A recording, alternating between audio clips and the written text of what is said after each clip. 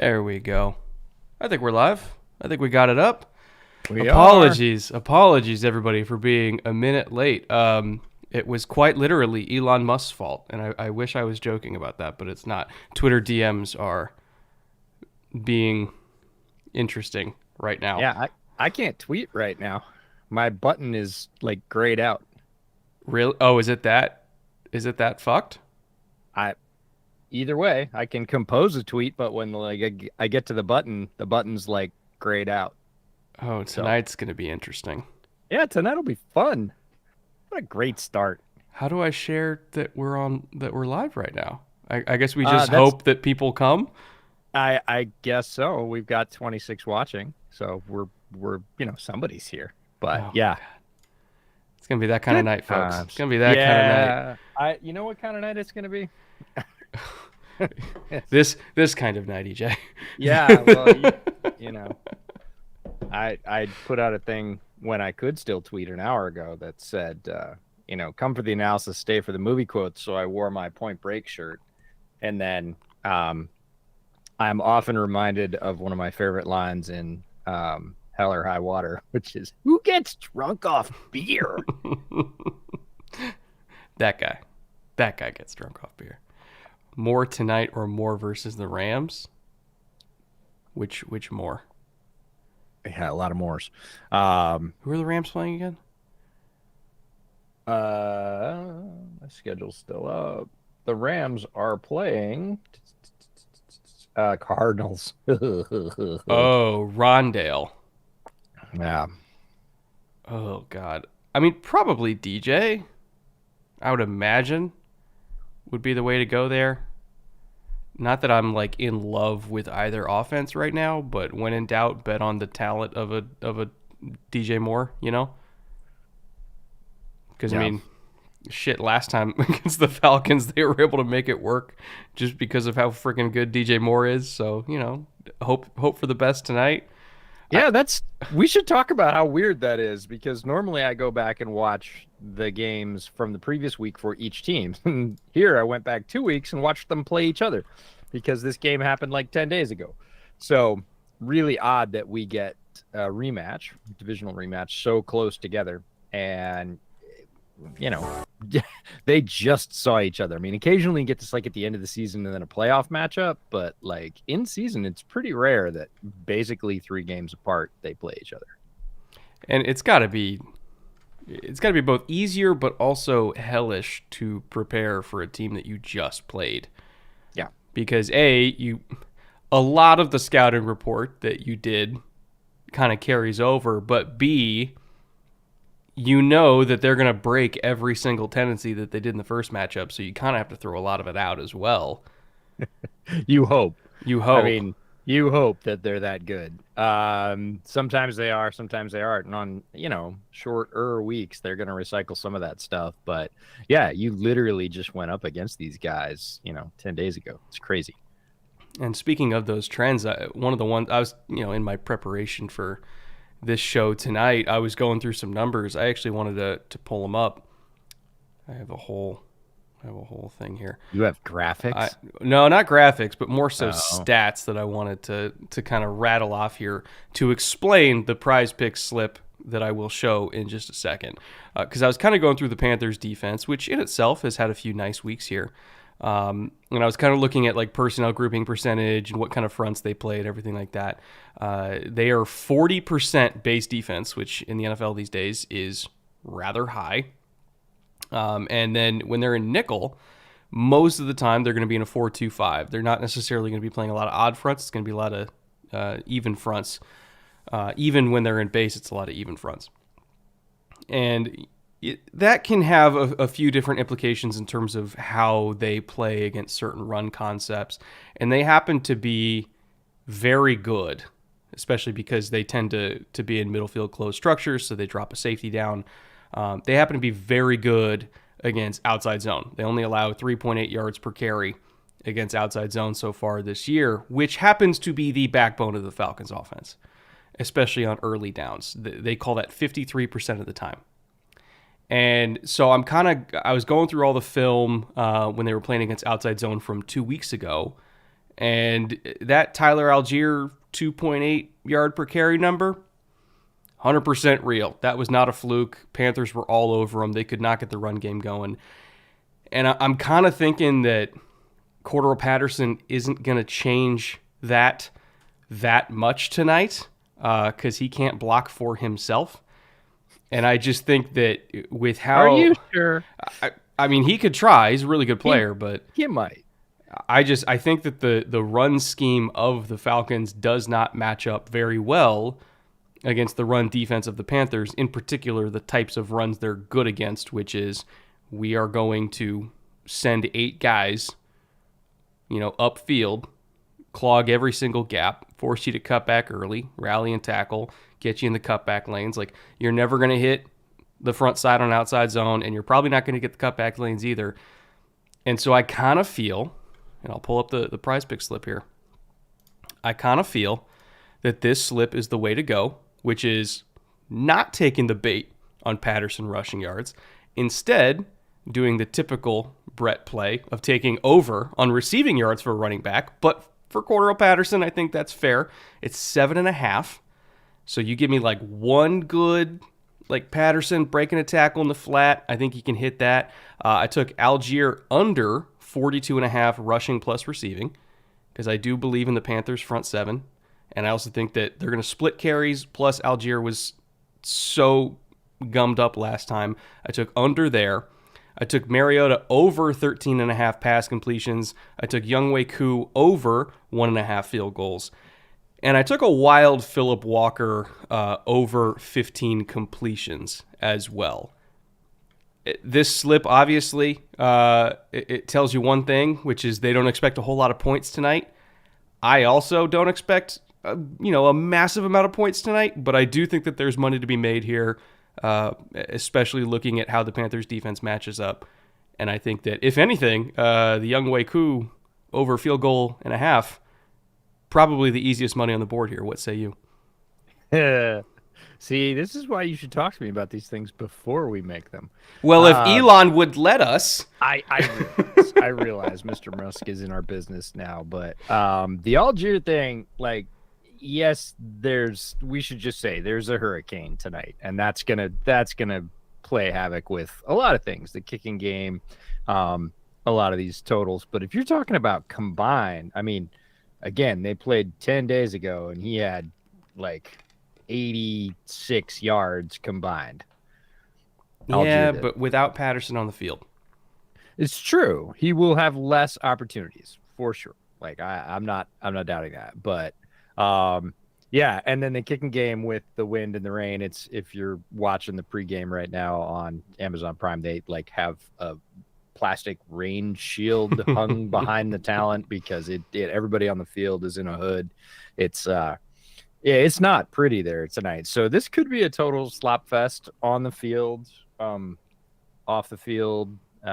We could have all kinds of fun here, but the rest of it, like, I'll always believe in Cordero Patterson. It's interesting on the receiving part because they don't tend to throw to him a lot. They will like throw him a little kind of flash screen, but they do that less with him as a running back than they did with him as a wide receiver, which is the weird part because as a wide receiver, hey, it was an extension of the run game. You put him behind a couple blockers, you just whip it out there and he runs people over. They tend to do it less when he's lined up in the backfield, which he is as a true running back. So it'll be a fun slip. What was your wild Philip Walker hair? Over 15 completions.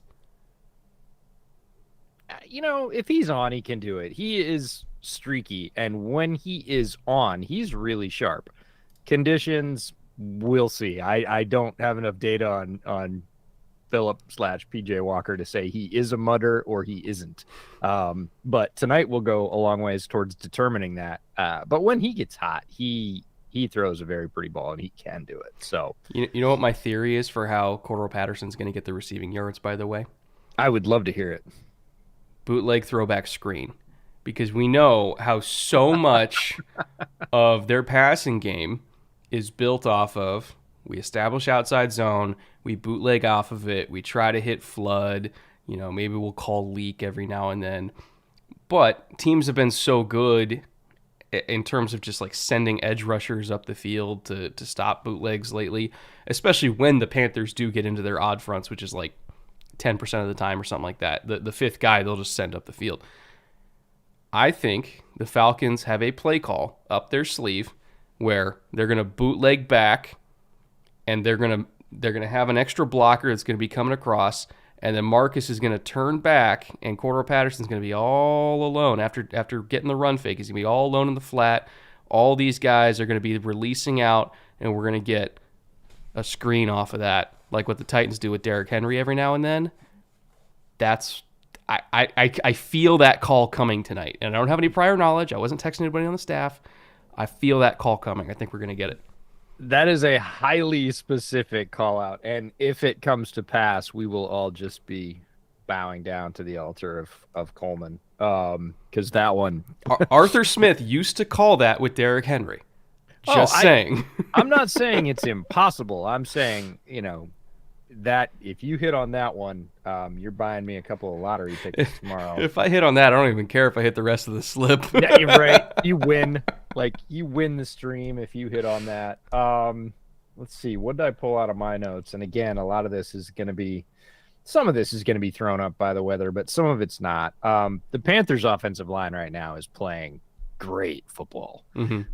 They run, pass. Icky's coming into his own at the left. Christensen's really mauling people over there as well. They're reestablishing the line of scrimmage. Deontay Foreman's not seeing any contact before 2 or 3 yards.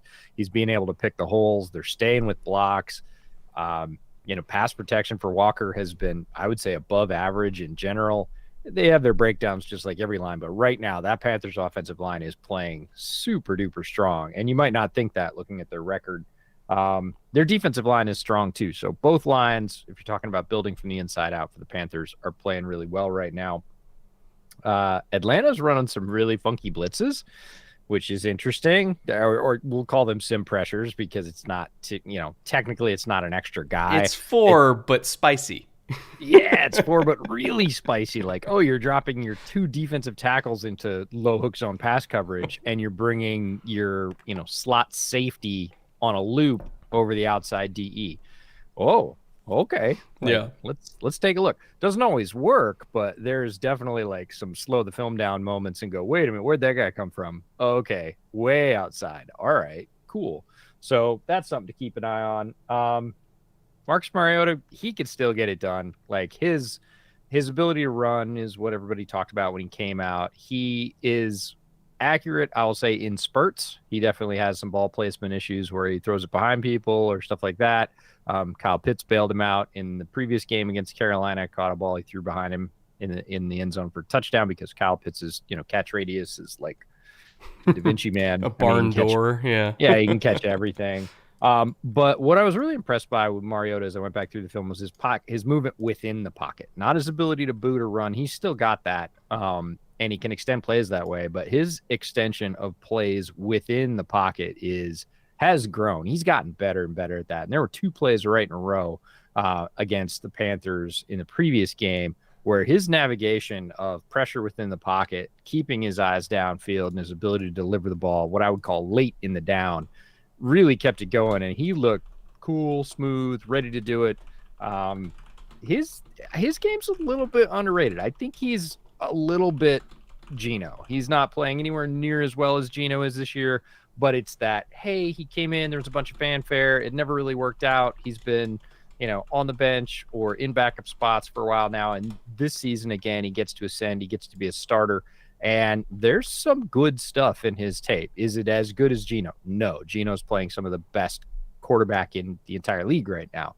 Marcus isn't at that level, but there are good plays sprinkled in there where he's the reason that the offense keeps moving. So something to watch in a sloppy game. His wheels are definitely going to help, whether it's in the pocket or outside of it. I don't think this is going to be a bad football game. We've seen some bad Thursday games. I don't get that vibe from this game. It's not going to be high scoring, but I don't think it's going to be unwatchable. I really don't. I don't think it's going to be unwatchable. I mean, I've got at least 2 more beers in the fridge upstairs. But no, over under. I want to get your over under bet on one thing tonight because sloppy conditions. So this is Vegas, like knocking on your door and saying, hey, little girl, you want to make some money? Right? Here's the bet. A Drake London drop tonight. Oh, God. Because do you know how many he has? This season? Right. 6? Maybe? Around there? Really? Who am I thinking of that's been dropping? Oh, maybe I'm thinking of Zacchaeus? Maybe. Yeah. I believe, and chat can correct me if I'm wrong, Drake London has yet to drop one. So now, he has some incompletions, but they weren't ruled as drops. You know that there is a difference, right? Hits you in one hand, they're not gonna call it a drop. Yeah. My caveat would be if it's raining and he's wearing gloves. Ooh. Yes. If he's raining and he's barehanded, no. Man, you drank the specific juice tonight. You talk to any receiver, and they will tell you that wearing gloves, like when the gloves are wet, it's actually harder to catch. Yeah, they get snotty. So a million years ago, when I used to play goalie, you will remember the receiver gloves that Jerry Rice used to wear, Newman's, tackified goatskin, right? Yeah. I had a pair of those. And I would wear them playing goalie. I didn't wear the big padded gloves because those didn't exist. You couldn't get them where I was. But I wore those sticky Newman. I was like, hey, if it's good enough for Jerry Rice, it's good enough for me playing goalie, right? However, like you said, caveat, when it poured, and it poured a lot where I played, you had to take them off because it was like your hands were covered with snot. You couldn't catch anything. So, find a towel, get them off your hands, rub a little dirt on them, get them wiped off and come back. So I actually think that's very wise, but it'll be interesting to watch because Drake London has been incredibly sure-handed in his rookie season. When he gets targeted, which in the last 4 weeks is they have not used him a lot. Yeah. And on the other side, one of our favorites that was in the previous draft, Terrace Marshall, has actually started to get on the field, make a little bit of noise. That's fun. Good to see him. I don't know whether he was just in Rule's doghouse. It kind of reminds me of what's going on with, well, it's not the same thing as what's going on with Elijah Moore in the Jets because they're actually throwing at Elijah Moore. Like he didn't have a ton of receptions, but he had a bunch of targets, and now they've moved him to the slot and whatever else. But Terrace Marshall was just man incognito for like 2 years. He just didn't even play. He had a bunch of healthy scratches. He definitely didn't get targets, and within the last 2 weeks, he's made some nice catches. He had 3 or 4 in the game against the Falcons. Let me look. He had 4 for 87 yards, averaging 21 per, almost 22, 21.8 per. Now, didn't score, but a lot of those catches kept things moving. And then the other guy that was a real sort of pull from the back of the head was Steven Sullivan. You remember Steven Sullivan, the convert to tight end? Yeah, from like LSU 2 years ago, something like that. 2 years ago, 3 years ago, kicked around, went to the Seahawks for a little bit. Anyways, he had a 33-yard catch on a white cross goal, but it was low cross. It wasn't white cross. He was lined up in line, basically ran across, ran away from a guy because that's what he could do. He's 6'3", 6'4", and can run. But I was like, who? I ended up looking at him. I was like, Steven Sullivan. Holy cow! So always fun, but. Yeah, it's interesting to see like a highly touted wide receiver like Drake London come out and not get a ton of targets. Another highly touted wide receiver like Terrace Marshall not get any really for almost the first 2 years. And then all of a sudden coaching staff changes and like, hey, we should throw to the big fast guy from LSU. What do you think? Yeah, it sounds great. Let's do it. Devin in the chat asked to see the PrizePicks slip, so I'm going to show it one more time. I have Mariota over 13.5 completions. I have Cordero Patterson over 7.5 receiving.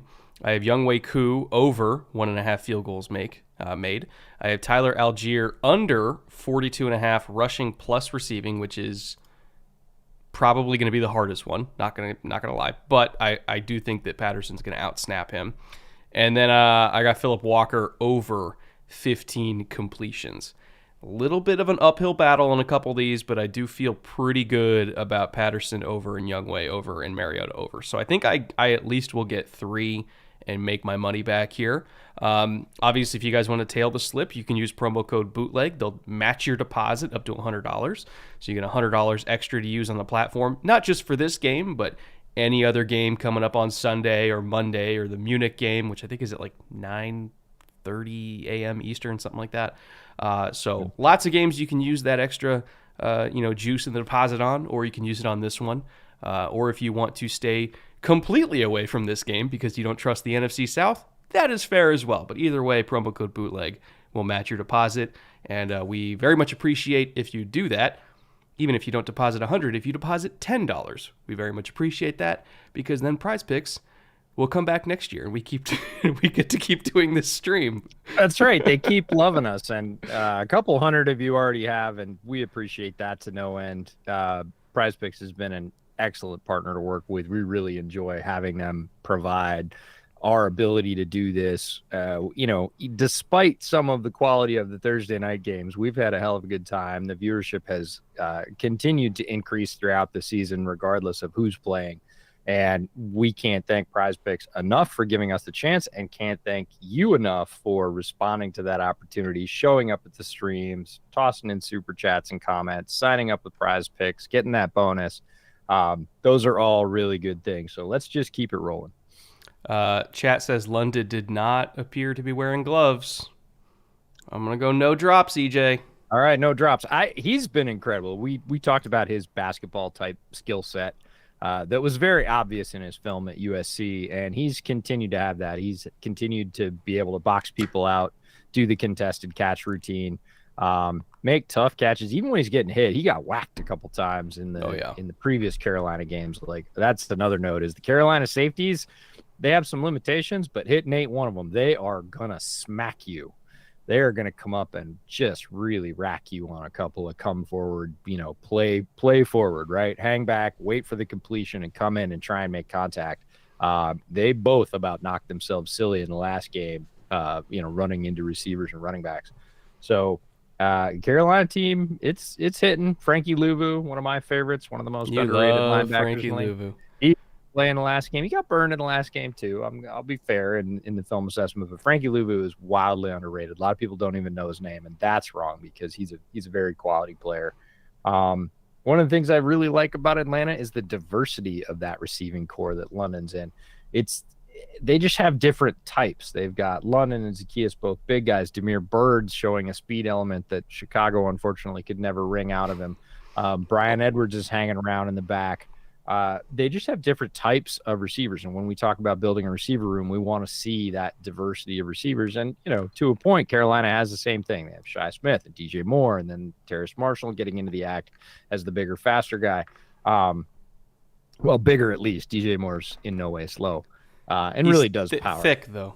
That's for damn sure. Really does power the Carolina passing game. When they need it, like, DJ Moore's the guy they go to. That's what there was all this talk about. Oh, DJ Moore might get traded around that. I was like, they're not going to trade DJ Moore. They just gave him a huge extension. They'd have to eat a ton of money, and he is still the guy. When they need a completion, I don't care who's the quarterback, the rotating carousel of Carolina quarterbacks, they target Moore. They know where their bread is buttered, and they try and get him that ball. So, did I show you what hoodie I'm wearing tonight, by the way? Sorry, turning my head sideways to be able to read it. X-Clown. Empty quads, right? Nice. Steve Smith, baby. Oh, Steve is. If Steve was there, they'd be targeting him first, but he's not. So DJ Moore's a pretty good second. We should probably answer some super chats. We got a stack of them. So let me see. First up here, we got Denim Charay, I believe, for $5 Canadian. Let's see. Avoid Terrace Marshall in this weather. Probably. I mean, unless you have no better options. Yeah, he's not going to go off, but he'll get a couple. My guess is he'll get a couple in this game. They've been targeting pretty consistently for the last 3 weeks. 3 catches, 40 yards, somewhere. Like, if you need 7 points, sure. If you're expecting anything much more than that, a little bit of a gamble there. Kyle Eliason for $5. Thanks for the 2 cents. Well, thank you for the $5 for thanking us for the 2 cents. That's right. If we can keep that ratio up, we'll be rich. Jack Hunter for £5. What's up, Jack? Welcome back. Like 1 a.m. for you. You're a fucking warrior once again. Really enjoyed the vids on the bash concept, but it always seemed to be ran with gap scheme rules. Do any teams run it with inside/outside zone blocking rules too? Oh, let's see if is there any back away runs with zone rules. Off the top of my head, no, but let me reach out to Coach Dan Casey, who's a buddy of mine who knows everything about everything. Let me reach out to him and ask him if that's ever a thing he's seen. I wouldn't be shocked if like Coastal Carolina's done some weird ass variation of like it. A wrap back with zone. Yeah, or like a wind back kind of. Yeah. I'm somebody's probably run it somewhere, and if sure. they did, he's probably seen it. So let me ask Dan Casey on that. And he'll remember. Yes. Kel for $10. Good evening, gents. Always nice to hear you two. Two questions. Regarding Indianapolis, do you think the reactions would be any different if the name were Manning instead of Saturday? I actually would be less happy about that. It's a bigger name. But if you've heard Jeff Saturday since he's been, we'll just call it rapidly appointed as head coach of Indianapolis, like that guy, come on, he was a lineman for 14 years on some very successful teams. And he said, look, I haven't forgot what I know about football, and I know how teams work and work hard. Does he know the ins and outs of the offense? Is he going to be the play caller? No. Is there some question about the person he chose as play caller? Sure, there is. But in terms of like Saturday putting his nose down and saying, hey, I'm going to give you what I got. I'm going to do the very best I can. I'm going to work hard. And if it goes to hell, I'll say, see ya, which is exactly what he said. Like that actually endears him to me a little bit. Like he was honest. He's ready to work. Manning has a very low tolerance for failure, and coming into this situation would be challenging for him. And I don't think he wants to put in 16-hour days in the office. Well, no, it's not even that. He would do it, but Peyton would only take that job if he was picking his staff and he had a whole offseason to prepare.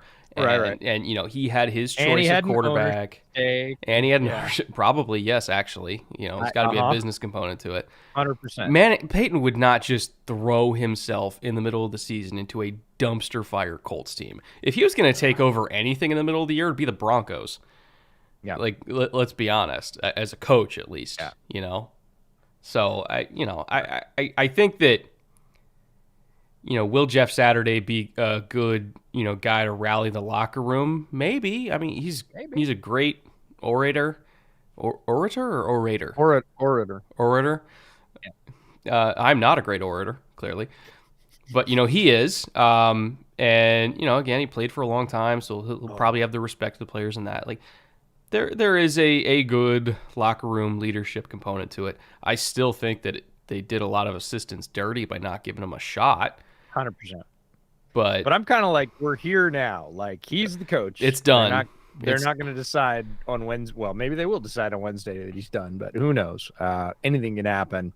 I don't think I would be any happier about Peyton. And, I'm kind of happier than I was about Saturday. That doesn't make me happy. Makes me happier. You're intrigued. You're intrigued. He seems like a reasonable guy. He played a ton of football. Offensive linemen, typically some of the smartest guys in the room in any football locker room. We'll see. We'll see. That's all we can do. It's just we'll see. That's what we got. Oh man, the Shawshank Inception for $5. Texans fan here. Brother, hello, welcome.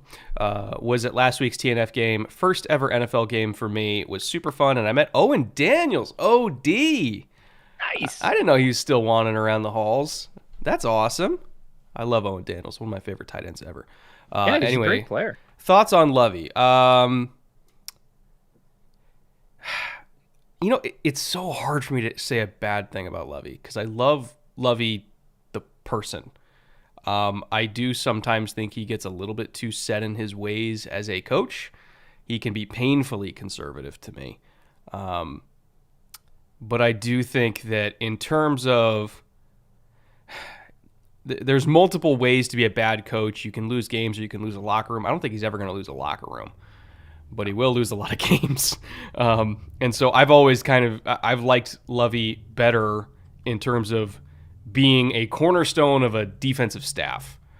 As a head coach, I do think that he's not nearly as aggressive or as willing to adapt as I really wish he was. Doesn't mean he's a bad coach. I would prefer that he be a coordinator.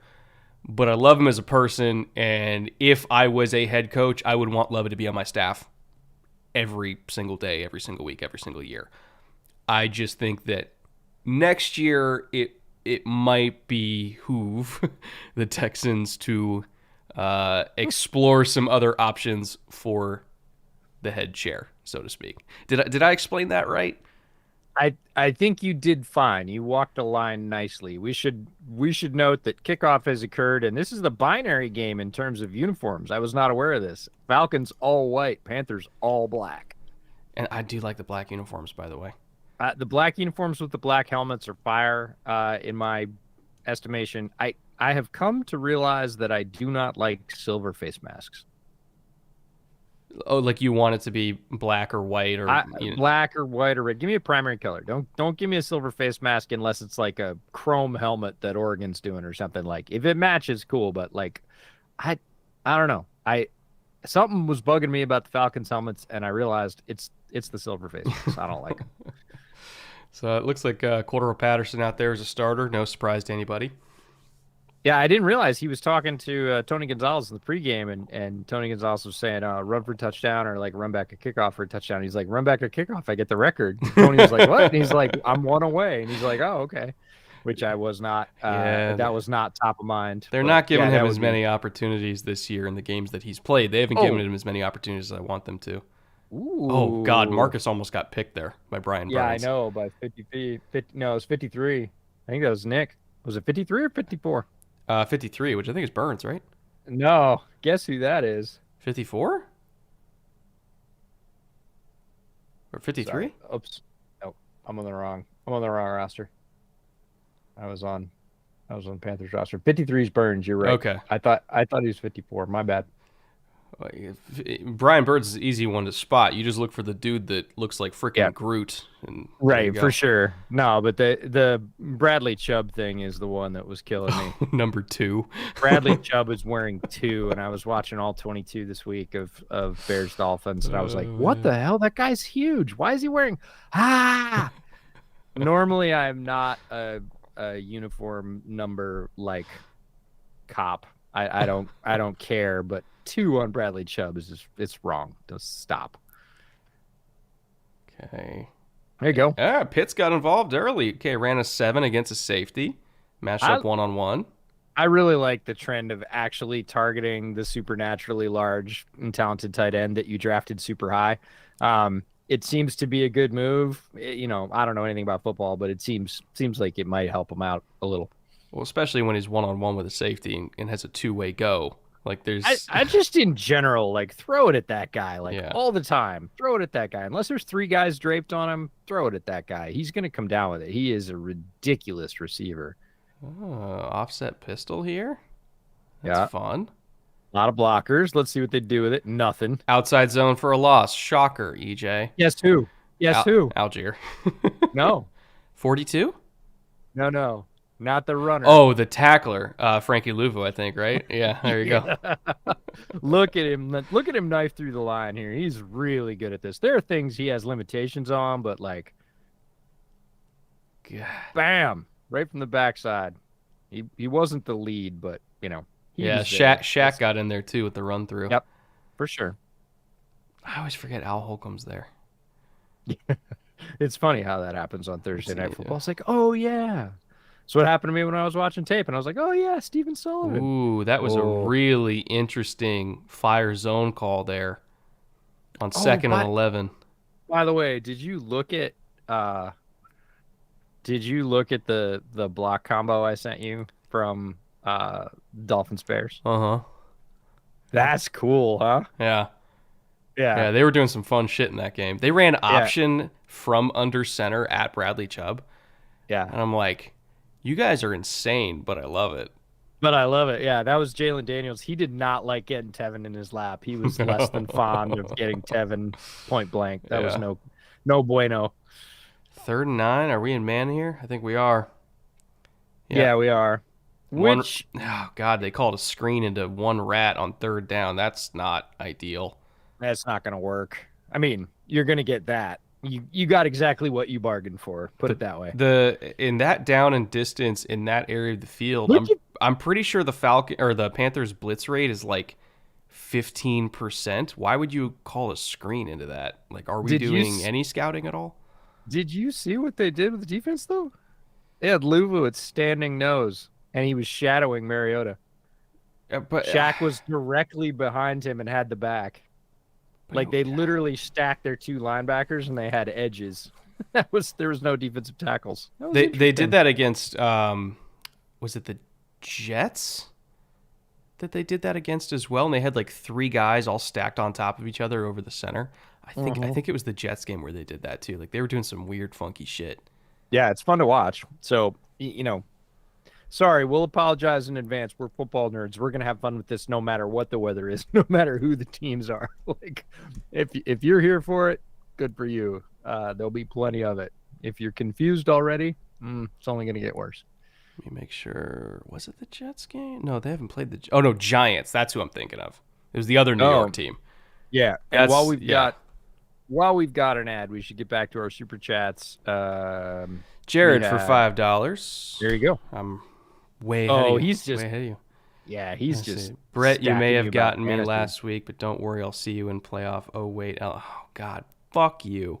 He's just talking shit. I love the fact that he's willing to drop a dime to talk crap. Oh, that's his favorite. That's his favorite activity. Every Thursday, just talk shit. Jared, well played. I'm right there with you. But also Hurts or Fields. I assume that's for fantasy. Yeah, I'm going. I don't know because they're running Fields so much lately. Yeah, Fields is feeling it for the last 3 games in a row, so it's not a thing. But Jalen's, I mean, come on, if it was like Fields or somebody else besides Jalen, I'd be like, well, probably Fields. But Fields like Jalen's the one guy like who are giving up points at a massive rate. But the Commander, I might actually say Fields there. Just because the defense, it's versus the Lions or versus the Commanders. The Commanders are at least an average defense. I kind of might lean Fields there ever so slightly, but I would. Yeah, and the D-line's not. D-line is real solid for the Commanders. But Anvil C6, congrats to the Jags for becoming the second most competent team in the AFC South. Yes, we talked about them on the pod this week. They were in 3 fun. They're a fun team to watch, and they're not abjectly terrible and almost ready to fire their coach. So it's a step up from last year. Yeah, I mean, I guess that's a win, right? It's a low bar, but we'll take it. It's Thursday Night Football. We're clearing low bars all night. I think next year's Jags are going to be super interesting when they got Calvin Ridley there and then another draft class stacking on top of their draft class they had last year. Like, you just get them a couple more DBs and Calvin Ridley and some more offensive line depth and we're good to go, Look at the formation from the Panthers. Okay. Yeah. There was some of this last game too, which was, hey, let's just line up. Let's just stack it up and see if you want to play football. Like, there was a bunch of that from Carolina because, again, their offensive line is mauling people right now. They believe that they can stack it up and push you off the ball a good couple of yards, and that Deontay Foreman is going to be able to find those gaps. He's been able to so far since taking over when they traded away CMC. And you're going to see it. You're going to see big. You're going to see heavy. You're going to see double tight end. You're going to see just let him carry forward 4 yards like that behind a line that is pressing. And elements be damned. Like, that is a somewhat foolproof formula. If you've got an offensive line that can push a defensive line around 2 or 3 yards, your running back's getting 3 or 4 yards before contact. Like, you're going to get a lot of first downs. If you want to look at the value of Ike Ekwonu and Christensen right next to each other at left tackle and left guard, you go on Next Gen Stats and look at all of the run charts from every single game of just run left, run left, run left. Like, everybody knows what they're going to do. And it almost doesn't even matter at this point because they're going to do that. They're going to get first downs just like that. Right, but that's the thing is the Falcons knew it was coming. It was basically a slant right block for the entire offensive line. Get up, push right, and Foreman can come in and lean and spin. He's going to get 3 just leaning forward because he's one of those guys that always falls forward. He's a powerful running back, and he is custom made for this scheme. Ooh. And here's Atlanta like loading up, going, okay, we're gonna, that's cool. We'll take one series of that, but we're not gonna keep taking it. Ogadeji, one of my favorites out of Notre Dame. I did not realize how much Ben McAdoo grew his hair out. He's almost unrecognizable now. Well, Ben McAdoo is the ultimate changeling on the sideline, right? When he got the Giants job and took the brand new haircut, and then he's had 2 more since then. So, if only he would change his scheme as often. PJ, first ball of the night, good ball, really good ball to DJ Moore. Yeah, guess who they go to when they need it? DJ Moore. We said it in the open. You're going to see it all night. When they need a big completion, when they need a chunk play, they're going to go to DJ Moore. We probably should. It pains me. Eddie Pinheiro is a former Bear who I actually liked quite a bit. There's no way that the Falcons should have won the last game. It was just 2 big Pinheiro chokes in a row. One on the extra point, which, yes, there was a penalty on, so it was long, and then one on a short field goal in overtime that would have won it. And that handed the game to Atlanta that they never should have. Oh, great run. Tough run. Yeah, tough run. Love it. And this team gets off on that, for lack of a better term. Phrasing. Nope. They totally do. This is what makes them happy. They're going to run people over and say, come on, stack it up. Let's do it again. Like right now, look at the hole. Look at how far he went before anybody touched him. He's 5-6 yards before he gets touched. That was a fascinating call against a flex front, which is instead of a nose tackle, you play a 2-eye and then you do a 3-tech on the other side. That was a fucking fascinating call because it makes it very. It's not that it's like some teams play either double 2s or double 3s. It's really hard if you're going to run power where you're pulling the guard that's lined up in front of the 2-eye. And if I get a moment, I'll probably diagram it. And I think they're about to show it. But it's a much easier back block by the center to get to a 2-eye rather than a 3. So if you want to call power to the side of the 3 technique and they're in a 4-down flex front, you can actually do that still when they're in a 2-eye. Oh, big ball. Oh, God, he dropped the pick. Oh, how do you drop that pick? PJ got away with one. Yeah, I have a little spinning blue circle of death on my feed, so he's trying to throw, it looks like they ran Flood, yeah, and he's trying to throw the high 7 to DJ Moore on Flood, and the corner was running a deep third and just undercut it. And I don't even know why Walker threw that. There was no reason to throw that. There's always a few Walker throws where you say, I'm not sure why he threw that. You will literally only throw that if there's a bust, and there was not a bust. I don't even know why he attempted that ball. And then he incomplete on 3rd and 10. God, that's brutal. They started that drive. He hit that guy right in the numbers. That's brutal.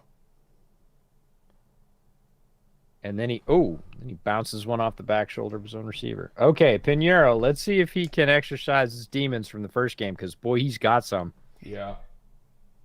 Hang on. I saw one. All right, let's see if Pinheiro hits this. Meanwhile, Mike Lang, yes, I do remember that you asked us about Drake May. I had watched him at that point. I've watched him a little more since, and, he banked it in. Huh? He banked it in. I didn't see it. Post. Oh, man. He hit the post and it went in. Oh, he got a doink and it went in. He is shaking right now. Oh, Pinheiro's got a bad case of the yips versus the Falcons. This is not fair. Mike, I do remember you asked us about Drake May, quarterback, UNC. If he's going to be in the running for the Heisman for sure. If he was eligible, he might be one of the top QBs in this draft. and that's likely. Actually, he's playing exceptionally well right now. Yeah, he's amazing. He's going to be highly sought after as long as his career continues the way it has under Mac Brown. Mac Brown should be given a lot of credit at UNC. He's created a lot of offensive players that have ended up in the NFL recently. And Drake May could end up being one of the very best. So I can't remember exactly what formation they're in, but I'm going to explain to you why that pick was so horrible. So I'm pretty sure it was trips. I can't quite remember exactly what it was. So they were in cover 3, so you got a deep safety, deep third, and then deep third. You know, he's playing curl flat, he's playing hook, he's playing hook, he's playing curl flat. So you have the Y, who's running the intermediate 7. You've got DJ Moore, who's running the high 7, and then you got this guy running the flat. So top layer, mid layer, lower layer. It's flood in a nutshell. This corner was literally sinking, and this safety was bracketing over the post. This corner was literally sinking the entire time, which means there's always going to be a mid layer open here, and then the flat's your kind of last resort. You literally only throw this if this corner hangs on the mid-level option and tries to midpoint it, and you think that you have enough space to hit the back pylon. That's the only time you ever throw that, or if they straight up bust it. There was no bust. The corner, Hall was literally sinking with it the entire way, and then just whipped his head around and dropped the pick right there. But there is absolutely zero logical reason to even attempt that ball. Like, it's not logic. He decided he was going to throw that ball early, and he just threw it. It's designed for this. That's the whole point of the play. Yeah. No, I get it. He decided, and PJ does this sometimes. He just decides that he's going to throw to a guy that's double covered, that he's going to throw to a guy that, stopped on his route, that it's Oh, man. So Cordarrelle almost had the record. So close. He's going to get it. He's going to get it. He is. He's going to get it. As long as he stays healthy, he's going to get it. I want to go back to a George B. Pittman super chat for $10. How do you feel about Horn versus Surtain at this point in their careers? I'm going to go Surtain. Although Horn has wild talent, Surtain could be one of the top 3 corners in the league very, very soon. Also, any bourbon suggestions? Might make a booze run at halftime. I might not wait that long. Buffalo Trace, Angel's Envy, which both come from the same distillery. I'm going to say Jameson Black Barrel, and you might say, hey, that's Irish. It's not bourbon. It's pretty damn close. It's just not made in Kentucky. What other bourbons are coming? Oh, we had the Whistle Pig Farmhouse. That was outstanding. And then I don't know where you are in the country, George, but there, the one we tried in Buffalo was Blue Note out of Memphis, and that was delicious. Like, I really, really liked that. I can't tweet either, by the way. I can tweet again, and my feed is back, so I don't know. It's kind of up and down tonight. I think you said bad things about Elon, and the cops are coming for you, man. The Twitter cops are about to descend. Well, although I didn't pay him $8, so yeah, and he fired all the Twitter cops. So actually, I don't think anybody's coming for you at all. They're just going to send you a ticket, and if you pay it, you pay it. Yeah. No, I would also agree. Right. I think Surtain's the guy for me as well. I would agree with that. Marcus, really good protection. There we go.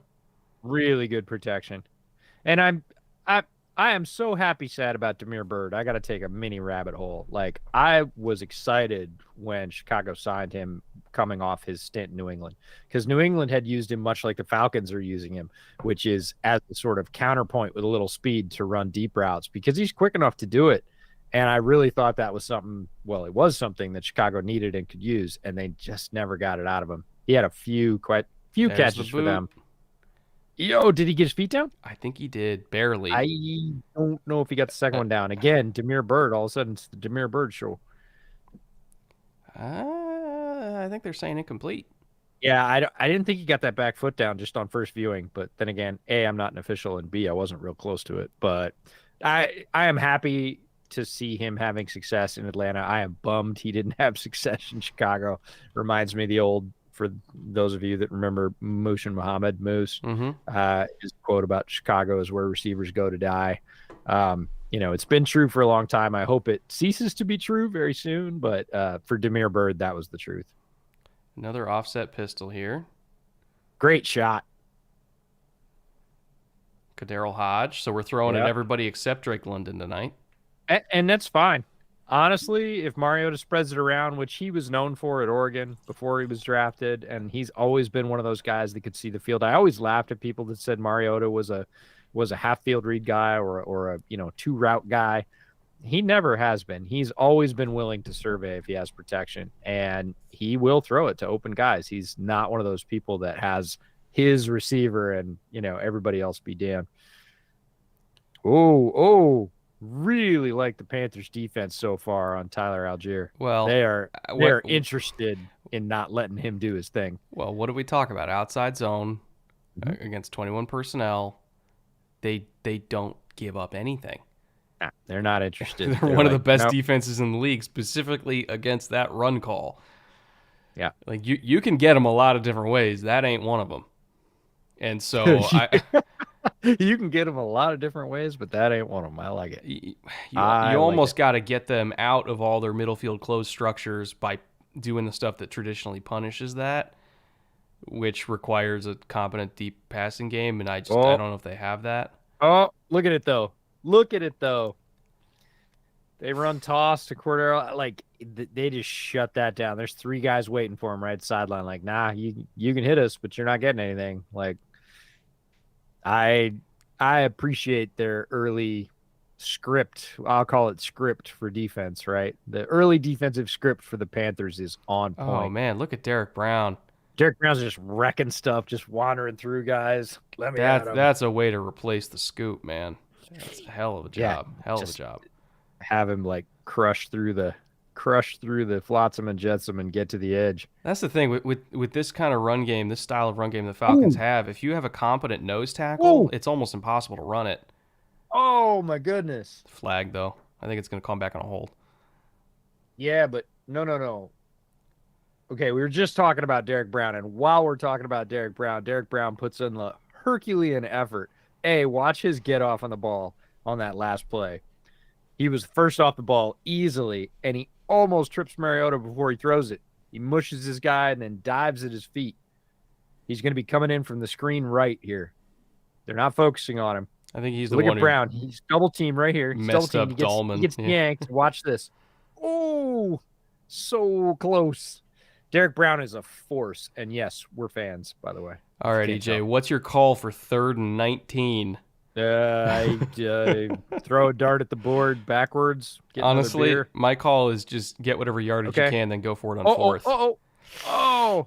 Another hold. Mariota, center field heave. That's a pick. Oh my God! How do you drop that? It's wet, and you are playing on defense. That's Xavier Woods. Xavier Woods is really good at hitting people. He's not great at catching the football.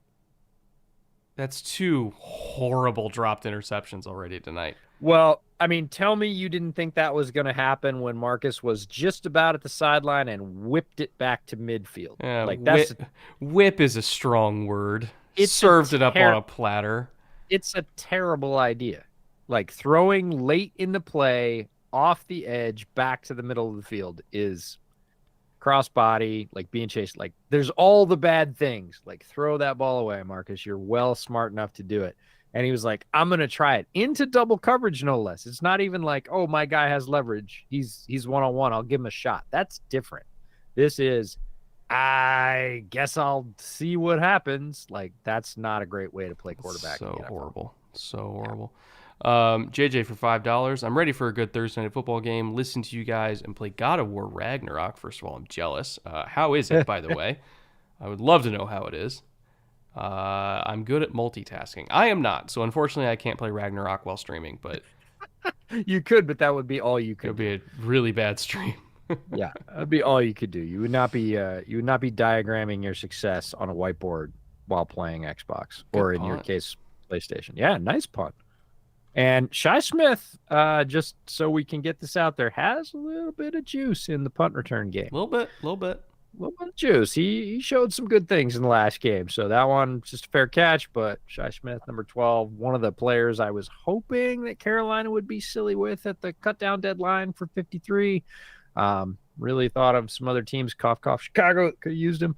But everybody in Carolina was like, "You're insane. They're never letting him go." And I was like, well, I was just hoping we could have nice things. That's all I wanted. Icelandic Fart Police for $5. Hey guys, I'm building a playbook in Madden. If Peyton Manning was putting it together as the coach, what are my favorite go-to passing concepts? Honestly, I would just transpose like the mid 80s BYU offense. So four verts, 989, mesh, flood. 989 for sure. Yep. And flood for sure. Sail. Throw sail in there. Sail with a backside dig. I would say leak if you're feeling spicy. Well, you got to have something for those pass catching tight ends, those Dallas Clark types. Something. You got to have a couple of routes for those guys that just kind of work all the time because man, when all else fails and you can't throw to your two Hall of Fame wide receivers, got to get your Hall of Fame tight end involved. And then you got to get both stick and stick not in there too, because eventually that's going to hit for a touchdown in the red zone, guaranteed. Yeah, stick for sure. So, it's all honestly, every team runs the same shit, just in a different order. yeah. Christian Nagel for $10. Happy Thursday, fellas. That is the nicest happy Thursday I've gotten all day, I gotta say, because none of the others had $10 attached. So you win, Christian. That's Thank you great. for paying for my drink tonight. I appreciate you. EJ's always the best at shade throwing, says Full Metal Savage. Well, maybe too skilled at that, but it comes from my heritage. JJ for $5. If you're handing out fantasy advice, I need to bench one of these 6 players: Hopkins, DK, St. Brown. Assuming Amon-Ra, Miles Sanders, Walker, or Chubb. Who do you bench? Oh well, Ooh. I'm not mentioning Chubb. No way. That's a good lineup. DK against Tampa. Yeah, I'm benching DK. I don't know if I don't know if I am. No, I'm gonna bench Hopkins after that little sideline tete he had with Kyler. That honestly didn't bother me. It doesn't bother me, but I don't. Time. It totally happens all the time. It's not that. It's not like they're falling down, or well, they are falling down a rabbit hole, but not because of that. No, I would trust Geno right now more to DK than I would Kyler to D Hop, although he will go to him. So that's the thing is I think Kyler's just going to keep feeding targets to Hopkins as much as humanly possible. So I almost might go. It's a great line, and they got Walker, Chubb, like all those guys are super productive. I kind of might bench Sanders out of all those. Oh. There's Foreman. Nice first down run. Yeah, but it's not Foreman. It's that line. Go back and look at that. That hole was 3 yards wide right in the middle. I would go back if Amazon would let me rewind. They're going to show Jeff. you. They're going to show you right here. Watch this. Watch the middle of this hole. Look at that. Like, that is a cutback lane. Yeah, Christensen again. They're all doing it. And the other thing that's really cool about Carolina right now is the synergy between their backs. I say backs plural, and their offensive line. Like, you can have an offensive line that just blocks their ass off all game long, and if the backs aren't reading it correctly, you're still not going to have a run game. Like, the backs are going to be leaving open holes, trying to cut things outside, getting caught, dragged down. Like, right now, the backs and the line are thinking the same way. And it was very evident in the last game against Atlanta that, like, there was a couple of runs where Deontay Foreman was like, oh, look, it looks like leverage in the hole. I'm going to cut behind you, and they're going to get crossed up because they're going to be sort of lurching, leaning for me, going through that hole. I'm going to get them basically hung up. I'm helping my blockers by my cuts. And when those two things work together, it's beautiful, and Carolina's got a lot of that going on right now. To answer your question, I think I would bench Miles Sanders out of all those, by the way, in case I forgot to answer that. Yeah, it's a really tough one. I could see cases for Hopkins, DK, Sanders. The other guys I wouldn't. St. Brown's going to get his catches no matter what. Walker's going to get a ton of yards as long as he's healthy, and Chubb's Chubb. If it's PPR, definitely bench Sanders. If it's half PPR, I still might go Sanders. But It's Sanders or yeah. Sanders.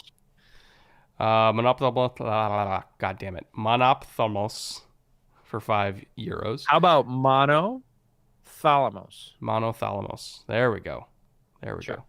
For €5. After this season, when Mark Davis fires Josh McDaniel, can we meme a second stint for Lane Kiffin into existence? An older and wiser Lane Kiffin. I would love it. Lane Kiffin has been wrecking at Ole Miss. Do you really want Lane in Vegas? I do. No, I'm talking because Lane. I'm not a Raiders. Lane But in Vegas. That's because I'm not a Raiders fan. I do want it just to see what happens. It's like, do you want the sparks to land in the fireworks factory? And I'm kind of like, yeah, it'd be cool as long as I'm not in the fireworks factory. Like Lane in Florida was enough. Yeah. Lane in Vegas. Lane anywhere, man. Lane, boy, if I had to pick one show that I think Lane could guest star on, like without skipping a beat, it would be Righteous Gemstones. Probably. Probably.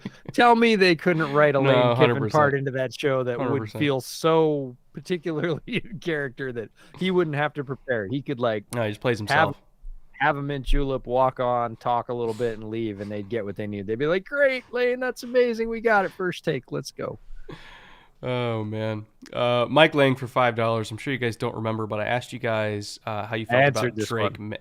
Oh, yeah, this is the UNC right. quarterback, Drake May. Like, Drake May is really good. If you haven't seen Drake May and you like college quarterback play, go check him out. He's playing good at one of the highest levels in CFB right now. He's really, really good. North Carolina always got a guy, man. Yeah, They always got a guy. This one's different though. Probably. Like, nah, he is. And unless something really goes off the rails, and that happens in college football all the time. Unless something really goes off the rails, Drake May is going to be right up there. He's not draft eligible this year. He will be next year. He is going to be in the top 5 to 10 conversation. He's that guy. It'll be him and Caleb and Ewers. Yeah, and him versus Caleb and Ewers is going to be a fascinating little That's the thing, draft like, cycle. People are saying like it's funny, we do this every year. People are like, No. this quarterback class is good, but wait till next year. Did you see? This is relevant. Our buddy Emery Hunt, football game plan on Twitter. Did you see what Emery said yesterday? He was on Ross Tucker's podcast, and he took that line of thinking to task. I retweeted it today. Go back to my feed. You can find it. Emery liked it. We met Emery in person for the first time at Shrine Bowl last year. We both followed his work for years. He's amazing. He was like, stop it. Every year, like clockwork, these people are more persistent than tax collectors. Like, they are always here. It is, you don't do this. And I just applaud Emery for laying it out like it is, which is what he always does. But I will say though. Okay, I know it's just a quarterback sneak, but look at the yardage. The surge. Look at the yardage they got. I will say though,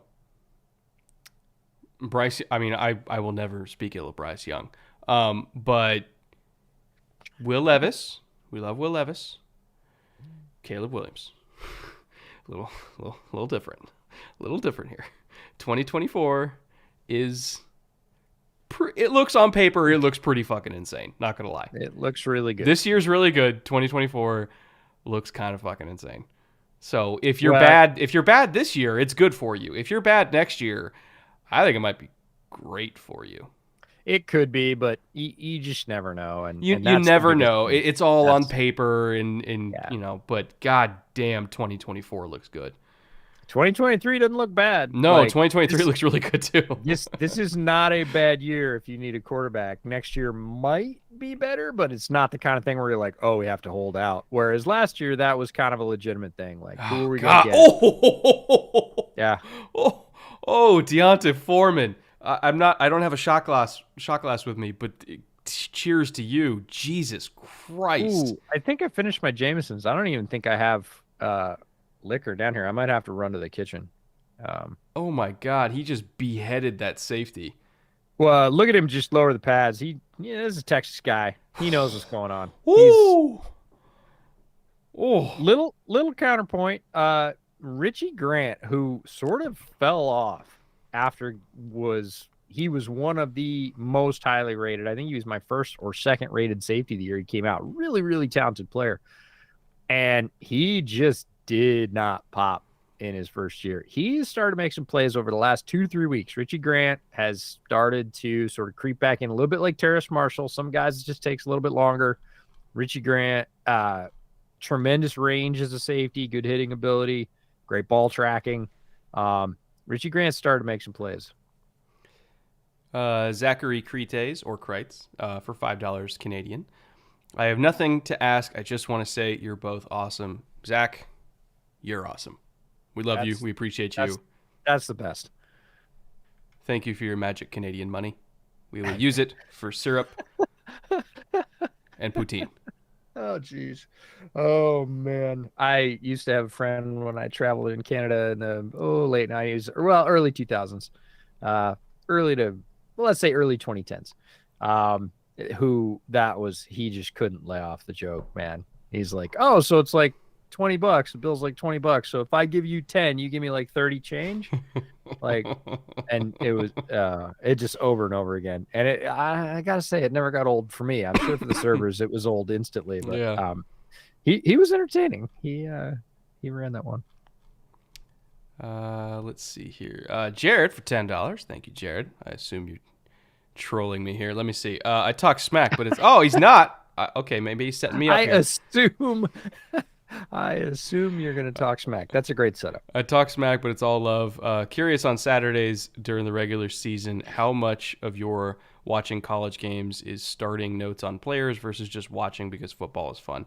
I don't really take notes on college players during the season that much because it's really hard to do that on broadcast. So I just wait to get to the All-22. Like, there's some guys where it's like very clearly like, oh, they're really good, like, Bryce Young or the TCU receiver or like running backs, some trench players where like you can see them on screen. But like corners and DBs, I don't do a whole lot of work on them because I can't, until I get the All-22. So next month is probably about when I start because I got to get ready for Shrine Bowl. And then I really do pedal the metal in January. But, up through November, I don't really do a whole lot because I can't. It's like not even possible. Yeah, same, Jared. I don't take notes on players during the season for the most part. Again, anything I watch on Saturdays is for fun because it's all TV angle.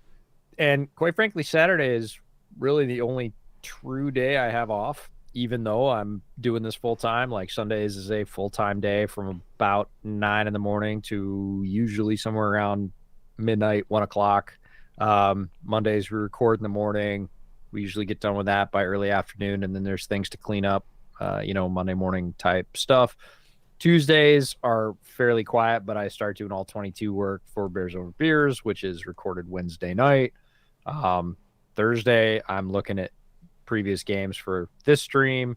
Then Friday is more of sort of weekend cleanup and all the stuff you didn't get done during the week because you're watching film and you're answering emails and doing sponsor stuff and whatever else. And then Saturday is like, I don't have to do anything today and I have to work all day tomorrow. So I kind of want to, go whatever besides football. So occasionally I will throw some college football on, but it's usually pretty brief. I don't watch the full game. I'll switch around between games, see a little bit of kind of maybe what's going on in the morning slate or what's going on in the afternoon slate. And other than that, I really wait to watch film later in the process where I can concentrate on a single prospect and I don't have the narrative in my ear because there is a lot of college football broadcast that is about narrative and not what's happening on the field. It's whatever they decided in their pre-production meetings that they want to push, and whether or not it happens, they're just going to say it anyways.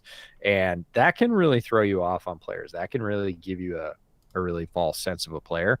So like Brett, I don't wind up until late December, early January. We're really going to push hard for Shrine Bowl this year. We're trying to get early lists from Shrine Bowl so we can do an even better job than we did last year.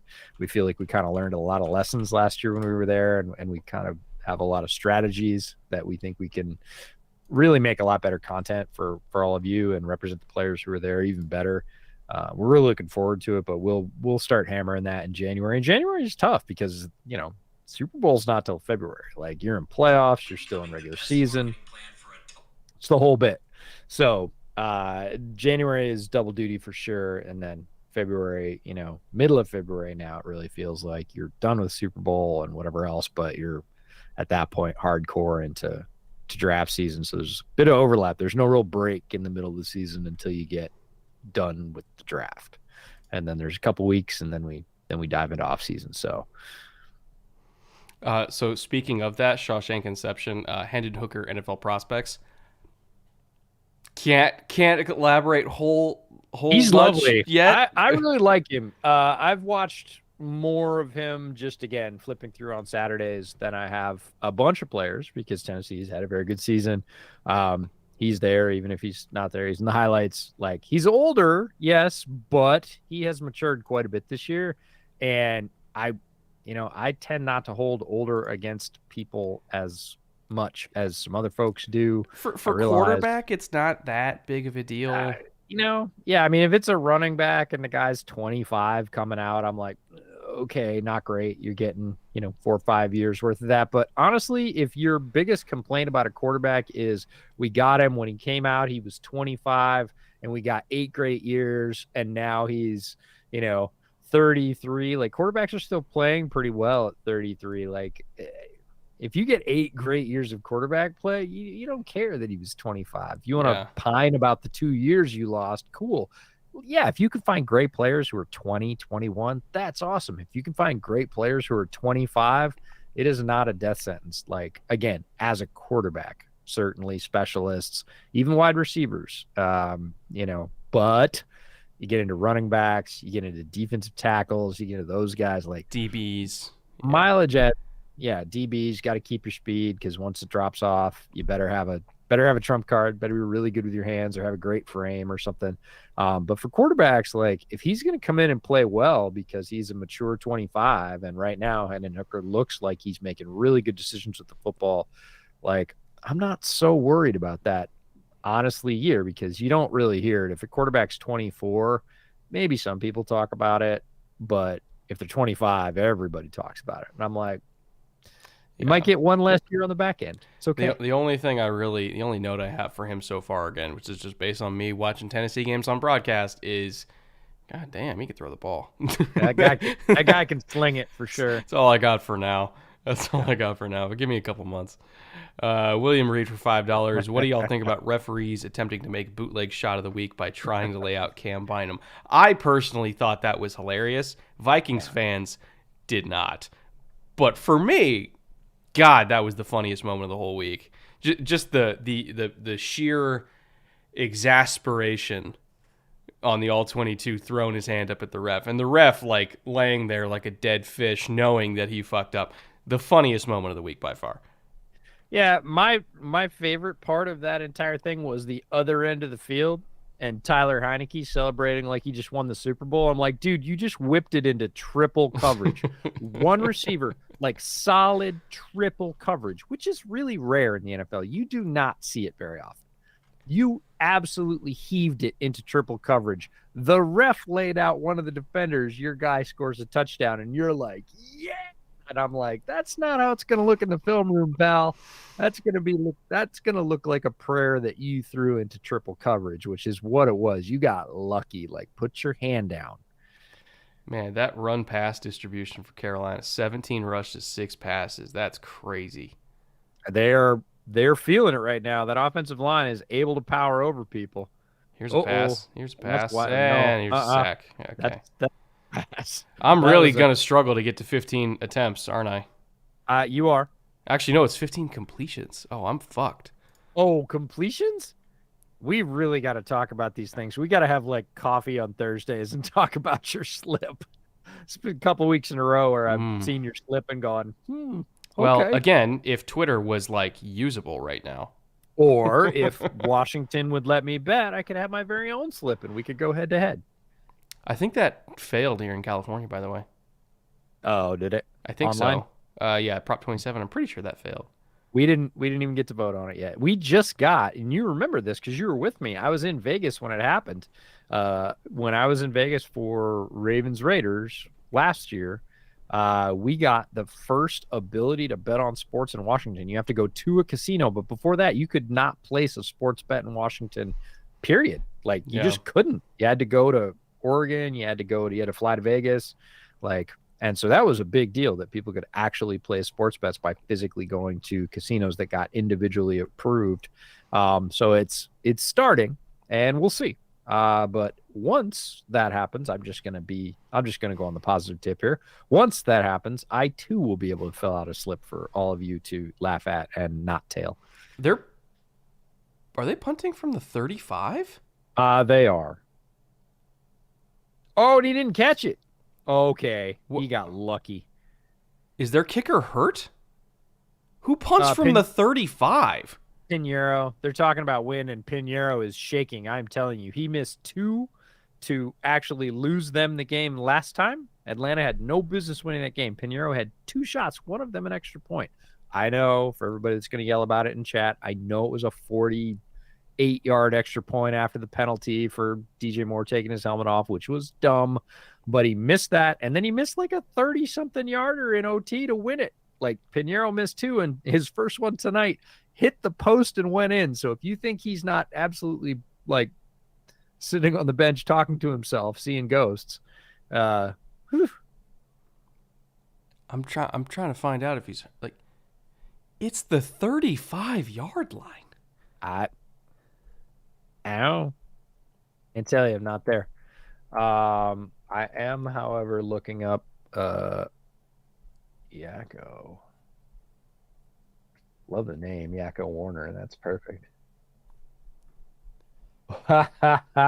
Curiata, quality spirits order for home delivery, because Yakko says not a gambler. Any chance of a Curiata sponsorship? Hey, if you know anybody at Curiata that delivers spirits to home and wants to talk to us, send them our way. We would love to talk to them. Like, love, capital Love, love to talk to them. That would be amazing. Boy, I would love to be able to use Twitter to find out any information on things right now, but nah, that would make it worth something. All right, how much time we got left in the first half here? I did not see. Paxman for $2. Do you guys think Jets/Finns can steal the division? It depends on what's going on with Josh's elbow. You know, like that's Miami, yes. Jets, maybe. Yeah. But if Josh, not just sitting out this week, but if he's sitting out like 2-3 weeks, which I personally, if I'm sorry, UCLs spook me. I would rather them sit him for 2 to 3 weeks and make sure he's going to be healthy for a playoff run and lose the division than try to keep pace in the division and, God forbid, make it worse, and then you lose him, period. I would rather them play it safe. I knowing Josh, he's going to want to play, but I would rather them play it safe. And in that case, Miami could absolutely... hell, even Josh is healthy, Miami could steal the division. They're a really good team. But it just comes down to durability for all of them. Ooh. Nice hit there from Jackson. Yeah, Algier just got upended. It's still almost 8 minutes left in the second quarter, despite how much Carolina's been running. I'm not quite sure how that works. Usually because all their passes are incomplete. That's how. Oh, by the way, Brandon agrees with you, Brandon Perna. Punting from the 35? It's 4 question marks. Nonsensical. Yeah. Here we go. Atlanta's 2nd and 7. They're just going to run here, too. This is going to be off tackle from pistol. Then there it is. Yep, right into the wall. They're going to set themselves up to punt right back to midfield. Yes, they are. All right. I am out of beer, so I'm gonna run upstairs and get Go another one go get because yourself a beer. this I'm gonna need it for. This is not inspiring football so far. Cool to see the Carolina offensive line beating the hell out of people, but overall, gotta say, so I'll be right back. Rollinson retired? Oh. Sorry, Coach Rollinson. He's the modern day head football coach. Oh, all right. I can't leave in the middle of the drive. I'll wait until they decide they have to punt. Come on, It's third Marcus. and 4. And They ran on. you They almost got They it. ran on 3rd and 4. I saw. All right, now it's time for beer. I'll be back in a second. What the fuck are we doing? We're punting from the 35, Brett. Oh, god damn it. This is ridiculous. Yeah, I did not hear that Rollinson's retiring. That's interesting. I wonder who's taking over for him. Probably Dave Money, I would imagine, their offensive coordinator. At least I think Dave's still there. I'll have to check in with him. But I mean, Rollo's been coaching there since 82, 83. Like it's 40 years. His daughter was in my class at Mater Day. And I graduated in 2009 to put in perspective how old I am. So he's been there for a while. That is why you punt from the 35. Yeah, you count on them to be even worse than you are. That's the game plan. Oh, God. Let's see here. Jaden for $5. With ATL probably dropping out of the top 10, is there more pressure on Ritter to be good since we'll miss out on Stroud/Young? Not necessarily, because I think there's good quarterbacks that drop to the back half of the first round all the time. And in fact, a lot of times, the quarterbacks that end up better are the ones that drop a little bit. So, I don't necessarily think it amplifies pressure on Ritter. I think if somebody still drops to the back half of the first round they like, I don't think they'll hesitate. But that being said, I still think the main thing Atlanta should do is just keep building the roster and get the roster to a workable position where Ritter can succeed. Because Ritter himself does have a lot of talent as well. So I think no matter what, priority number one is build the roster. Do the Seattle method where we use our assets on everything but quarterback and we don't panic and, we keep building the offensive line and we build the secondary and we get a pass rusher and we get receivers and all that kind of stuff. Because if you have a good supporting cast, you can make Ritter work. You can more than work. So, regardless of where they end up in the first round, unless somebody that they fall in love with at quarterback somehow drops, I would still take something other than quarterback. Curtis Rogers for $5. If you could become NFL scouts, what position do you think you could scout the best? For me, DB, 100%. My hit rate's highest on DB, I think, probably by far. And then after that, I'm decent at receiver. I'm more than decent. I would say DB, I'm great at. Receiver, I'm above average at. OL, I'm average at. Offensive line. Like sometimes I'll have hits, sometimes I'll have misses. I don't think I lean any particular way there. Edge, I'm pretty good. Defensive tackle, quarterback, I'm horrible. Tight end, I'm very hit or miss on. But tight end is a hard position to evaluate, period, because a lot of tight ends in college don't get used the way they're going to be used in the NFL, so it's kind of a hard position to grade anyway. And then running back, I'm okay at, but running back is such a fungible position that you never really know who's going to pop off anyway. But quarterback, I think, is the only position where I'm like objectively terrible. Everything else, I think I'm at least average. Is there anything I'm below average at? Like maybe tight end I'm below average. But again, that's a pretty tough position. I think actually if we parse out offensive line, I think I'm below average at center. I'm above average at guard, and I'm average at tackle. So it all kind of averages out to just average. I don't think you can play tackle. The question was what positions do you scout best? I was reading into that, but I don't think he can play tackle. What positions do we scout best? Jeez. For me, it's DB for sure. Was it just offensive line? Oh, look out! Oh, is he gone? He might be gone. I think he's gone. Yep. God damn, that burst. That's impressive. I'm glad I got back for that. Wow. When he hit top gear, he was out of there. Yeah. Jesus. I'm impressed. And this is, speaking of scouting, when we were scouting Laviska, this is what we said he was good at. Get the ball in space, make a move, and go. Because he's a freaking freight train of an athlete. Yeah, just get him the ball in short areas. He is not a great route runner. He is not a great necessarily contested catcher.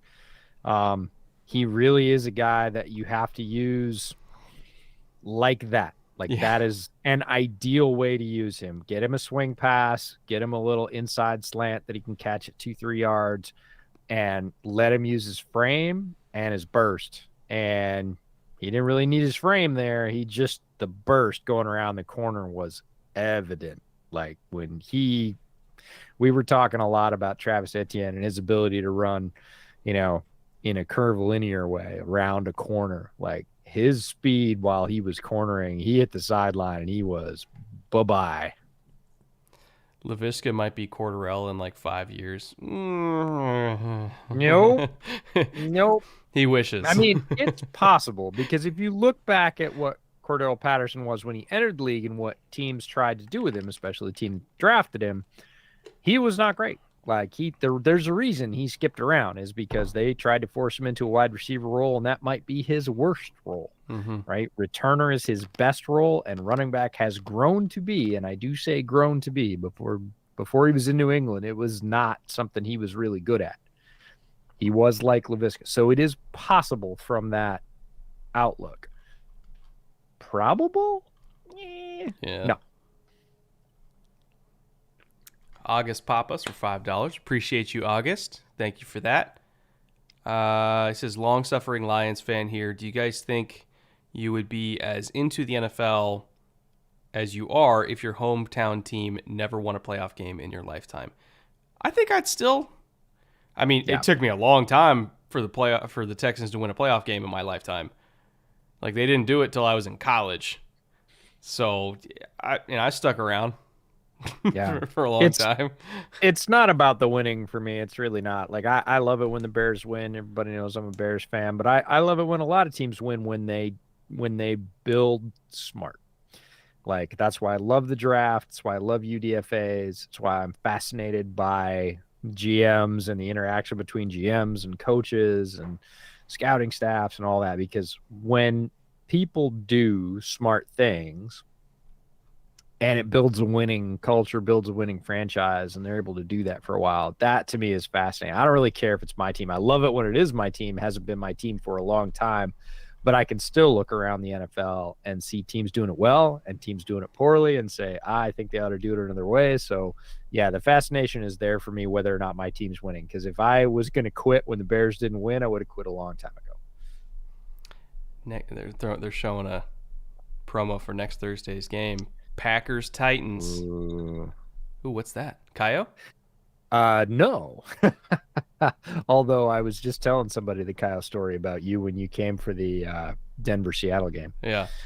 Which, was, you'd been traveling a lot. We'll give you a small handicap there. But no, this is Ghost Owl. Oh, gotcha. Yeah, good stuff. Good sipper. Okay, here's the all 22. Little bit of corn mash build. Uh-oh. Yeah, nice little boom. Flare screen off orbit motion. That's dirty. Love that. That's a great call. Oh. Hey, what? Why did a... Okay, hang on. Are you talking about the two Falcons DBs that ran into each other?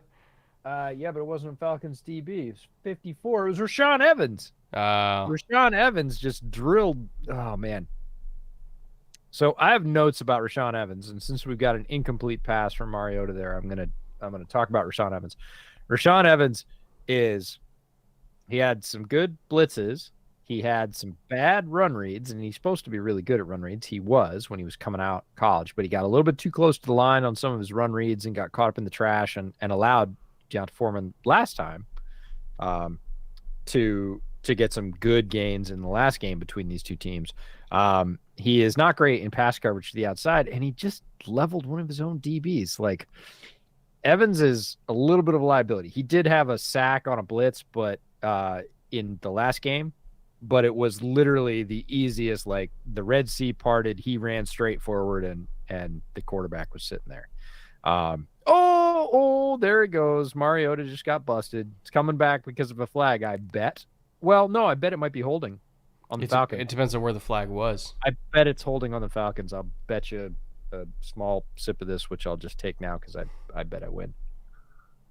I didn't see where they threw it. Neither did I, but I don't think that one's coming back. With the scramble, I'm really talking about the scramble because Mariota in the beginning of that play. At one point, do we see Ritter? Well, it should be now. It should. No. I'm starting to think it should be now. After those two throws right there, where you're going out of bounds and you've thrown it back sort of to the middle of the field twice, and should have been picked off twice. Like, hey, speaking of J.C. Horn, we were just talking about him. Ton of physical potential out of J.C. Horn, and he is getting better too. Like, it's not just physical potential. He's a very good player coming in. He was injured, didn't play a lot his first season. He's back. He's showing some of that. He's going to be a very good corner. Just because we said, that we think Surtain's going to be better than him. Well, we think Surtain's going to be better than everybody in the league except for 2 or 3 guys. So that's not a throw that Mariota can keep making in the second half if they want to compete. I mean, they're only down by 10 points. This is not a game that's gotten away from them. But if he keeps throwing those balls, like, they're not going to have their chances. They're going to literally throw them away. Yeah, I don't know. I feel like coming out in the second half, if there was ever, you're Ritter spark. Well, you're 4-5. You're in the race for the division. Yeah. You're going against, like, you're not getting anything done here. Yeah, I want a big shout out to Pronger5 super chat for $19.99. I feel like, but wait, there's more. I can't say $19.99 without bringing on the infomercial language. But seriously, Pronger5, that's tremendous. That's amazing. Really appreciate the support. We appreciate everybody's support, but putting your money where your mouth is something else. And thank you very much for that. See, Autumn also dropped us $5. Thank you, Autumn. I got dressed up today, and I'm very happy right now. Well, we'd love to hear that. Outside of that, do you think the Bengals recreated last year's magic after the bye? Also, Fields QB1. Appreciate the last note there. Do we think the Bengals recreate last year's magic after the bye? Is Jamar Chase healthy? That is the question. If Jamar Chase is healthy, anything is possible. If Jamar Chase is not healthy, I think they'll still make the playoffs, but I don't necessarily know if they can go on the same kind of run, even if Jamar Chase is on the field. If we're looking at, still playing through a lot of pain and he's like 75%, it'll be tough sledding. So I think a lot of that offense, more than people realize, runs through not just the Jamar Chase show, but the threat of the Jamar Chase show. If he's there, they have a shot. If he's not, it'll be a tough sledding for sure. Oh my God. Talking about Foreman? Man, he was a load in college. He came out. He did not get a lot of run in the NFL. He's been largely a backup. Now he gets a chance to shine. Like, that guy knows how to lower his pads. He's known it since college. He's probably known it since high school. Like, he knows how to lower his pads and just deliver a blow to a defender. And behind this offensive line, it is seriously a 1-2 punch. You might get off the block, and then you're going to get hit by Deontay Foreman with a head of steam, and that's not fun either. And by the fourth quarter, you start making business decisions on those runs. You're not going to be going in with the same vigor. They are going to beat you down, and they're loving it right now. Like, football teams that can impose their physical will on other football teams love it. They always have. They always will. It feels good, and right now the Panthers are feeling that, and Foreman is, again, that perfect synergy of a back that can read those blocks and then bring power behind his pads. and just sort of extend that line's power. And it's fun to watch right now. They're having a good time. I always like these next-gen stats commercials. Burke so nice. Mailing, $9.99. Holy crap, the Chargers just released Jerry Tillery. Oh. Between this and Herbert finally looking like himself again, I am having a wonderful week. Burke, I'm imagining you're a frustrated Chargers fan. Jack, one of our longtime patrons as well, is a huge Chargers fan, and he is no great fan of Jerry Tillery, so he too will be happy at that news, which is kind of a bummer because I actually liked Jerry Tillery coming out, and his rookie year, everybody liked Tillery coming out. Yeah. It was Tillery in the league that we all had a problem with. His first year was okay. And after that, it was not okay. No, it was horrific. That's a bummer. And that's when we talk about progression isn't linear. Like, that's what we're talking about. Is a guy like Jerry Tillery with a lot of talent where you think all the arrows are pointing up. He comes out, he has an okay rookie year, and we're like, all right, he's going to build on that. No, he never did. Instead, it went the other way. And it's kind of sad that the Chargers have to, but they had to. Like, there wasn't a whole lot of point to Jerry Tillery still being on the roster. He was a massive part of their failure against the run last year, reason why they were scouting and drafted defensive tackles this year. They were so soft in the middle. They couldn't stop anything. And, there you go. That's what happens. It is a rough league. It is a meritocracy. If you don't produce, you're out. I don't care what your pedigree is. I don't care. You will get another shot depending on what your draft status was. If you were a first, second, or third round draft pick, you will get another shot no matter what. But the reality is, if you go out on the field and just throw up air balls, like, they're going to cut your ass eventually. And that's what happened to Jerry Tillery. Did Pronger 5 not leave he just gave us $20 and didn't even ask a question? No, 100%.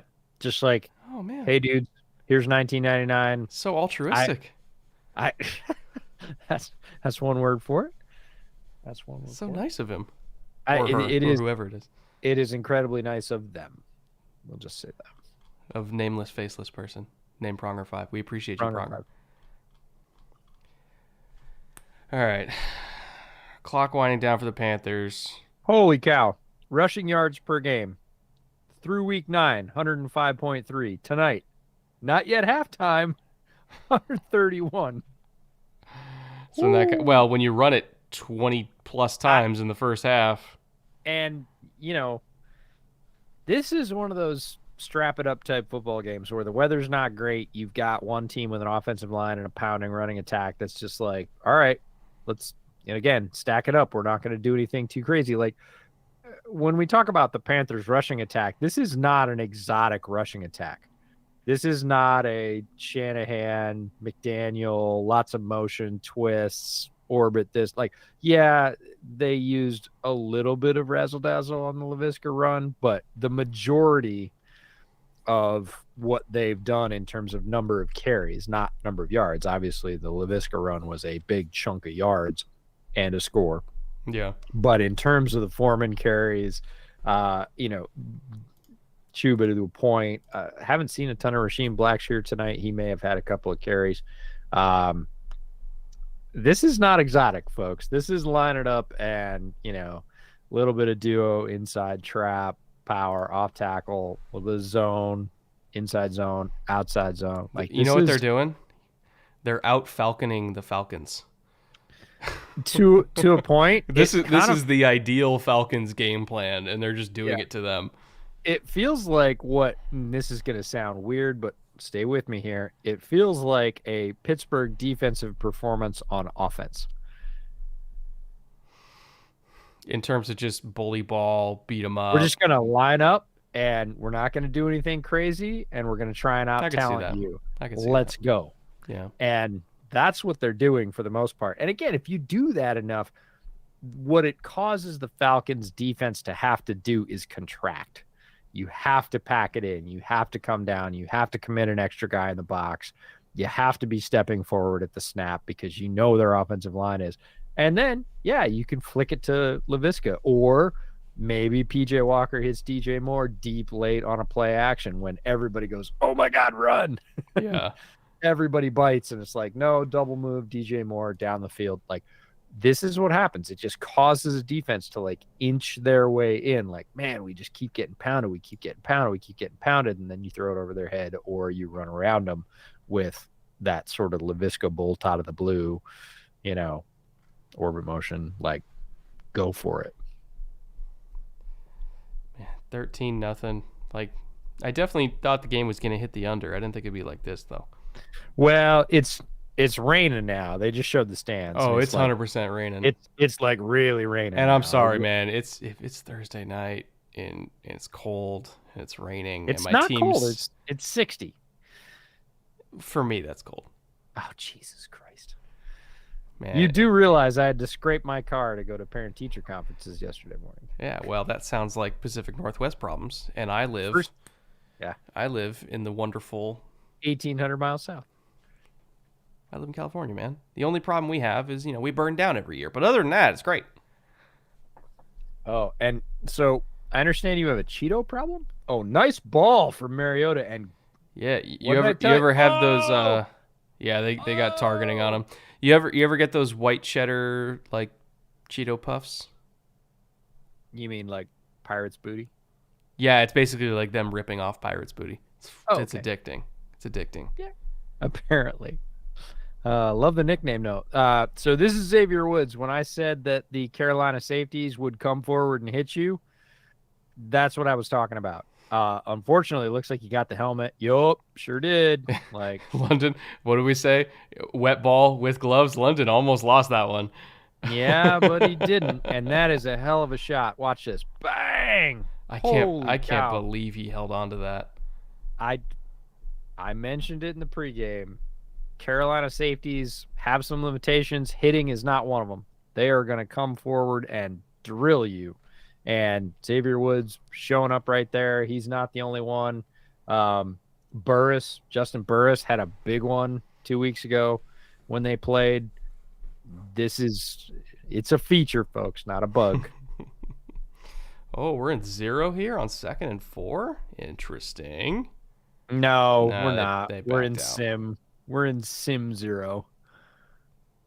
Did that really look like 0 to you? That didn't look like Miami like fangs out 0 to me. That looked like we're gonna drop. Well, they showed what Miami shows, but the thing is, you actually believe Miami's gonna call it. That's the point I'm making. Is I didn't really believe that. Like they're showing it again here. Yeah, but they actually brought it. They actually brought. Oh my God, they ran into it, and they missed. They just flat out missed. They ran 0 and missed. Wow. That shouldn't have worked. I know. All zeros are not created equal. We should talk about that. Like Miami's zeros are not the same as everybody else's zeros. In terms of how they run it, yeah. They run it and they do it so often that they're like super well schooled. You do not see Miami run 0 and miss very often. Yeah, that shouldn't have worked. I have to go back and look and see what happened. That shouldn't have worked. Oh, hang on. I have not been keeping up on Super Chats. KG Yeti for 15.15. I love the dollar amount. It's amazing. I love the work you guys do. Keep it up. That is touching. Thank you very much. Appreciate you. We love doing the work. We love that you love it. We're going to keep doing it because we have fun doing it, and we hope you have fun watching it. So thank you very much for the support. That's awesome. They did show a replay of it, by the way, and they had bodies. They just straight up ran into each other. So yeah, they didn't make it. JJP Brett, it's 14 degrees in Montana with a foot of snow. Don't say 60 is cold. Now, this is test for Coleman because Coleman really wants to come to a certain game. Well, the Brawl of the Wild is in a couple weeks, and I would layer up for that. I would. I know you would. I would like to see you. I was just in Buffalo for a night game. And it was 60. Don't give me that. That's a lot for me, EJ. It was 55. Okay. Okay, you're 55. Gonna take your 3. You're gonna take your 3 degrees. It's a big deal. It was like, I wore my thermals. Right. I had my coat. I drank shots out of a bowling ball. Dude, I guarantee if it was 14 degrees and we were at Brawl of the Wild, you'd be drinking Fireball. Probably. Well, as one does when you're in No, Montana. I mean, you'd be drinking Fireball. There's no probably about it. No, I think the coldest temps I ever walked around in when I was in Chicago a few years ago during a blizzard in February. Me and Nikki walked around the streets just looking out, like walked out to the edge of Navy Pier, and it was like 8 degrees, and our phone batteries died like immediately. And so luckily we had a charger with us, so then we wandered our way back over to Michigan Ave to some Irish pub. Just drank beer for a little while and charged our phone, and stumbled back down to Van Buren to our apartment that we were staying at. 13-3. I don't think I would have predicted that as a first half score, but here we are, 13-3, heading into halftime. I've already taken my halftime break early to go reload beverages. 8 degrees is seriously the coldest weather you've ever been in? That's a lot for me. Now, I know it's a lot for you. I've been to your house. Like, seriously? That's the coldest weather you've ever been in? Yeah, I've never been sub-zero. Yeah. Which, you grew up upstate. No, I'm just like, I'm sorry. That's like when they told me the Bills guy had been to, like, whatever, To be fair, it was windy. It was Chicago, so wind chill maybe was lower, but... Dude, don't. Like, you're embarrassing yourself. Don't do that. I mean, it's not like there's people in here from Iowa that were there at the polar vortex where it was like minus 30 or whatever it was a couple of years ago. Like, I've never experienced that. No. Coldest I've ever been in, Casper, Wyoming, -40. Fuck. Yeah. How long can you be outside before you just die? Well, you can't be outside with exposed skin at -40. Like, you just instantly you got to wrap up. Yeah. So, it's the kind of cold that like my mom's earrings frozen her ears. Car tires. This is late 70s, early 80s, late 70s. Car tires were randomly just like exploding because they would just get too brittle and just like pop. We would bundle up. It would take us 10 minutes to bundle up. And then we would run outside and we would pull our scarves down and go, and it would crystallize and fall. And then we would like run back inside so that our skin didn't, melt. Yeah. It's not cool. I understand cabin fever much better because of that experience, because you're like, well, we ain't going outside like ever. So we should just hang here. No, that's super bad. But 14 and a foot of snow, like 14's pretty chilly. If it's snowing, it's dry though. Pretty chilly. Well, the humidity's down. Yeah. I mean, the other day it was like 38 and raining here, and if you've ever been in like 36, 38 and raining, which is 100% humidity, it's fucking cold. It gets into your bones. It's just there's almost no way to stay warm. It's lousy conditions. 14, you can bundle up and there's no humidity, so you're doing okay. Minus 58 Celsius in the Northwest Territories. EJ's still an amateur. Yeah, no, 100% and happy to be so. Really no desire. So just the Arctic Circle. Yeah, no desire to be like, I got to beat my record. No, -40 was plenty. Don't need any more ever again. Thank you very much. That's insane. That's fucking insane. Yeah, right.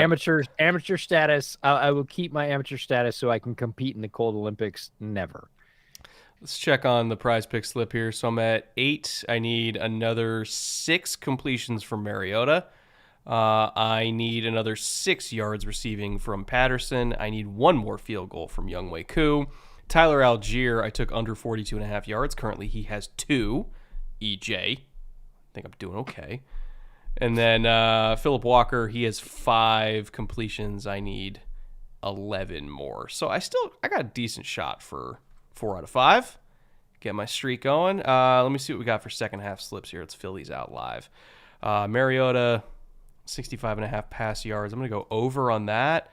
And then I'm going to go, oh, man, Philip Walker, 50.5 pass yards. He just needs one big ball.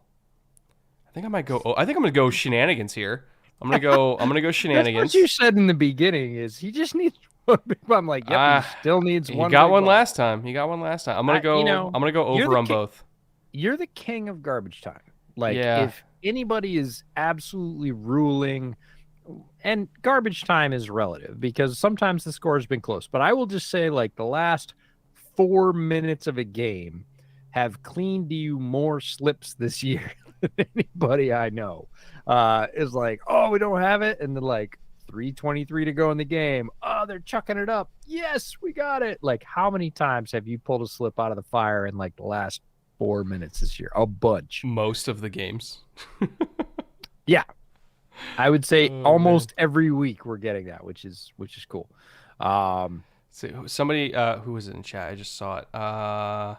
Zim said you should have made your second half slip earlier. I got Walker under 77.5. I kind of like over 50.5 more than under 77.5. Like, that's a wild swing. 25 yards in like 5 minutes. Yeah, That means no, a lot of people were taking the under. yeah, the money was piling on under there. I kind of like over 50.5. I do. And if Mariota's playing in the second, which he probably, they're only down 10. They'll probably put him out there. Conquista Dorito, one of the best usernames going. 13-3 is a perfectly normal bad Thursday night halftime score. Yes. Yes, this it is. this was a game though when they scheduled it, they knew what they were getting. That you could see this come in May. They knew what they were getting. I see you, and I will raise you. Matt Rule not getting fired. I still think they probably had that built-in expectation. I'm sure, but it would be worse. Let's be honest. This team's been playing better under Wilkes than it ever did under Rule. And if Matt Rule's still here and he had completely lost the locker room, which he had, this would be worse. And I realize that's a stretch with where we're sitting, but there you go. You got Kane Brown and 2 Chainz. Are they doing a show? Halftime show? I don't know. James Burgess. Ooh, thanks for reminding me. EJ, beverage reloads matter at halftime. I think beverage reloads matter almost all the time, but at halftime they are indeed critical. Let's see. Mike Lang for $5. If you guys were hired for OC for the Steelers, what are you doing to fix the offense? And do you think Pickett is a long-term answer? I think Pickett can be a long-term answer because, again, it's can be, not is. Can be. Massive caveat there. Obviously, the physical limitations are a thing, but he is, when he's in rhythm, generally accurate. He's got some mobility. I think he's a quick decision maker. But the offense is dumbfoundingly predictable. You know what he could do for a long-term the OC solution? or for Pickett? No, for Pickett. Yeah. If we're talking about long-term solution, and long-term is the word there where I nodded my head no. The way I could see Pickett succeeding long-term is the way I can see Tua succeeding long-term. Well, I think Tua will succeed long-term as long as he's with Mike McDaniel. Mike McDaniel and all the weapons, because that is Tua's happy place, right? Decision maker, accurate, quick, and when he has literally weapons all over the field, we've seen that he's been one of the best quarterbacks in the NFL. Is Pickett at that level? No, he's not. Could he do well in a system where he was surrounded with playmakers and had, I would say, an above average right now offensive line? Yeah. Mm-hmm. Like Kenny Pickett is well good enough to live in that environment.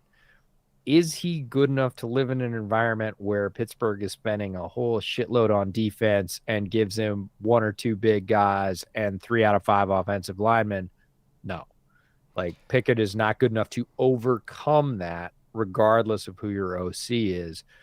If you surround him with talent, give him decent protection, yeah, Kenny Pickett could thrive. That would be the long-term answer. Are they willing to do that in Pittsburgh? And the question is, well, they draft wide receivers really well. They've done okay. I mean, Freiermuth is great at tight end. Najee, a little up and down this year. Offensive line, a little up and down this year, even though they've invested, brought in free agents. Like, they need, I feel like almost, it's kind of like how big is your window, right? Mm-hmm. And with Matt Canada, your window is smaller. Yeah. with more talent, it gets bigger. With more talent and an OC, hey, Pickett can thrive, right? But that's a lot to ask for. My big thing is they have to continue to build the offensive line because honestly, I kind of want them to do a lot of the stuff that Cincinnati was trying to do with Burrow for a time, where we can get into scat protection and protect with 5. And if they bring 6, we can trust Kenny to handle the 6th guy. But when they're in scat protection, they can't protect with 5. They have not been good enough this year. And I think that they've had, on multiple occasions, they've had to basically take Freiermuth out of the pass game to help with protection. They've had to take Najee out of the pass game, like to keep quarterbacks from dying. And they've had to almost entirely rely on Deontay and Pickens to move the ball down the field, which they are a fine duo, very talented. But the margin for error is slimmer because now you're asking Deontay to make crazy catches down the boundary and get both feet in, which has been an issue. And you're asking Pickens like to line up against Sauce and say go win 1-on-1, and he was able to do that a couple times. But you're not going to do that more than a couple times against Sauce. So it's tough. It's tough, and I think it really comes down to protection so that they can get more guys out in routes and space things out and get involved. Like the offensive line for the Dolphins is playing really well, and so they can get Gesicki out there. Like they can get all 5 guys out there and protect with 5. And then if you try to send 6, like 2 is quick enough that he can, find his hot or anything like that.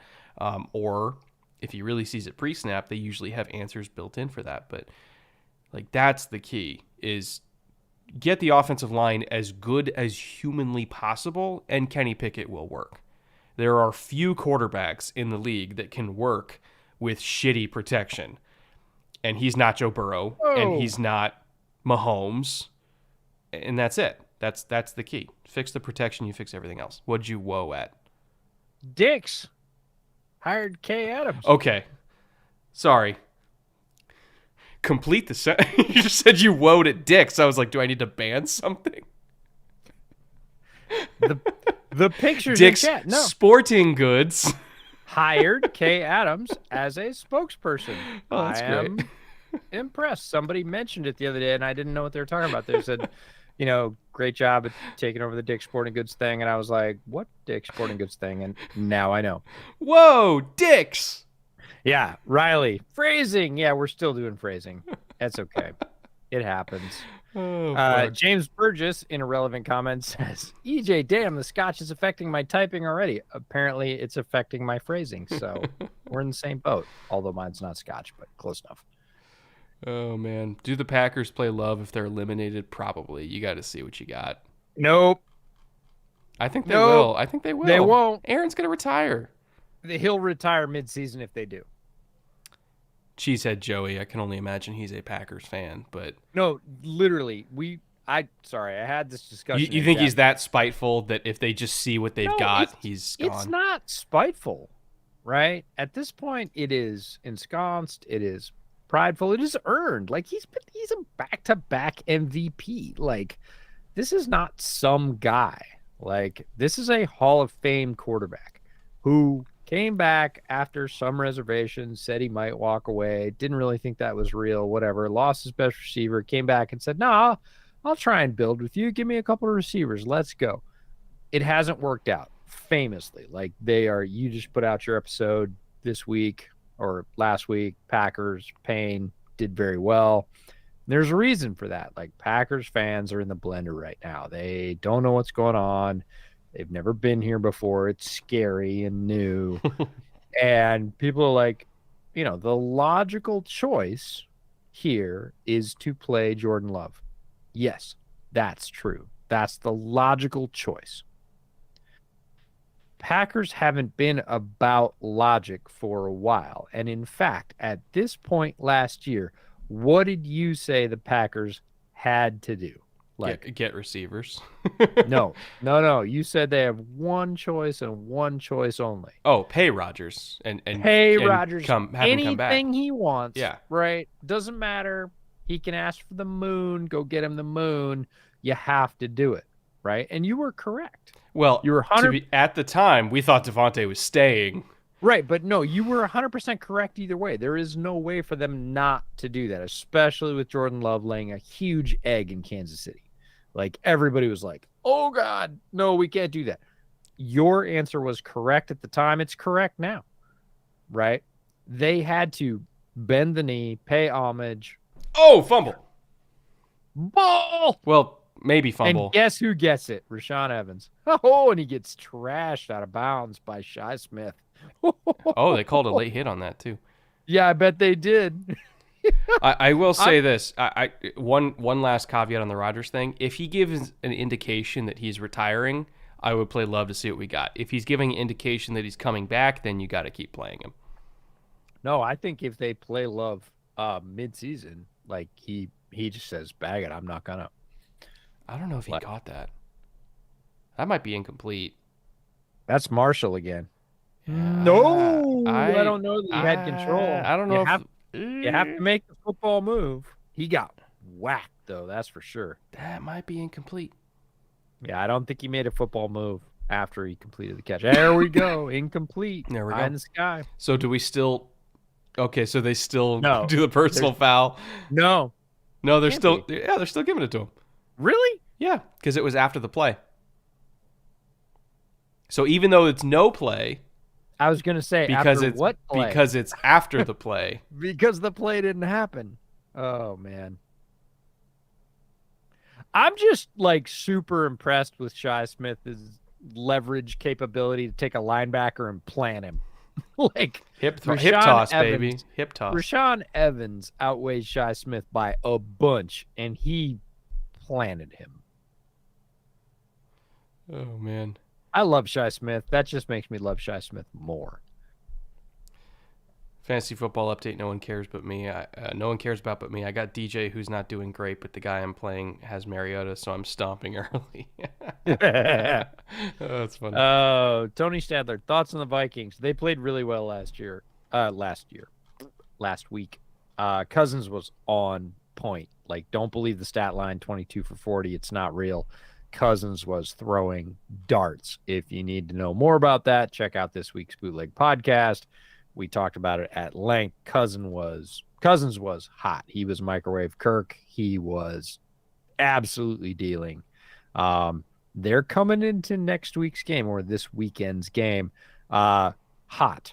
They're playing well, and that game is much more interesting because of that, quite frankly. You rather have Moore plus Burns or 6 first-round picks plus 8 day 2 picks in the next 3 years, the next 3 drafts. Carolina would have had that if they took the Rams and Packers offers to rebuild with. Moore plus Burns or 6 first-round picks, 8 day 2 picks, and I would probably take the... Oh, would I take the picks? Careful. That's the thing, is what are draft picks for? For getting those types of players. For getting good players. And you got Burns and you got Moore. Burns is one of the best edge rushers in the NFL. DJ Moore is one of the top 15 wide receivers in the NFL. Like, you then have to hit. Can you hit out of all those picks you mentioned? I think it depends on where in the round the picks are. Are we talking about 25 or are we talking about 6? Because the Rams are horrible. And maybe those would be 2 top 10 picks. If we're talking about like, oh, would you take it from Buffalo? Probably not.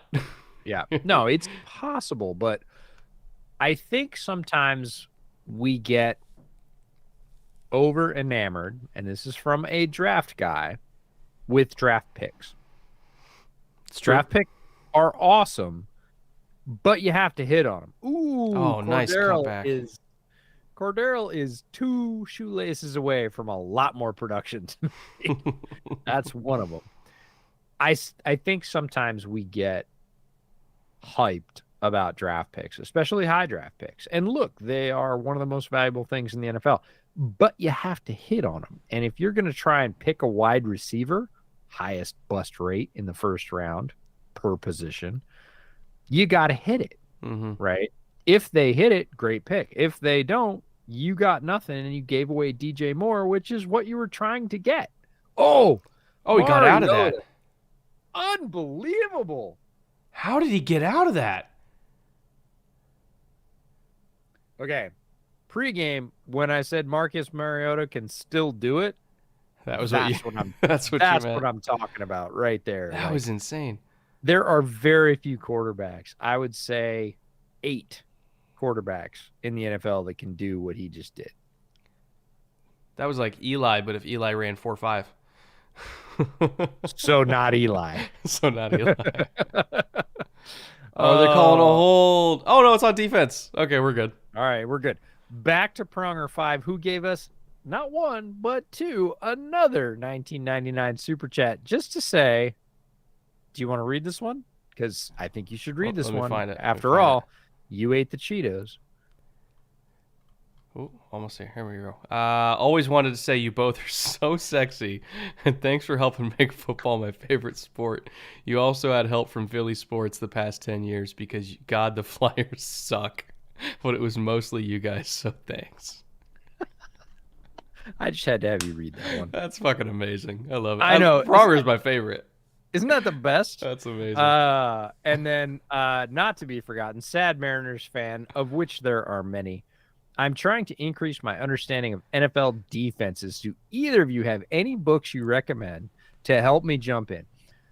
I would say books are one thing, and yes, we do, because Brett's got his handy, pass coverage glossary at the ready. I keep it next to my desk at all times. Yep, pass coverage glossary at the ready. The other thing I would recommend you doing, and we actually need to give a huge shout out for this, and we haven't done it yet, Coach Vass. Yeah. Did you see the news? Yeah, he's on Spotify now. He got picked up by the Spotify Podcast Network, which is a huge win in both of our estimations. So congratulations to Vass. He's been doing great work, but he has tremendous guests on who are what I would call extremely relevant in the modern theory of defense. That's the best way I can summarize the folks he brings up. He is a defensive guy through and through. If you listen to Vass, you will get smarter, period, end of story. He literally consults with NFL teams like now, yes. Like this year, consulting with D1 and NFL teams. Like when they have a problem, they call him. And he's had guys like, I don't know if he had Kirby on, but he had like Kirby's DC on, and like Vass is as legit as it gets. So huge shout out to Vass. Congratulations for getting picked up by Spotify. Well deserved. If you want to learn more about defense, Vass is a great resource. Pass coverage glossary that Brett held up is a tremendous book if you're really kind of focusing on the book side. Anything from Cody Alexander, so match quarters, anything from Bobby Peters. Take Your Eye Off the Ball by Pat Kerwin. It's a good one too. Yeah, I learned a lot from match quarters. Like matchquarters.com is real reasonable. Yeah, and Cody's a great guy. Love Cody. Yep. All right, 2nd and 14. Not a whole lot of great calls for this. Let's see what they do. Dagger? No, they're getting some yards. Oh, and they get a flag. Oh, look who made the tackle. Derek Brown.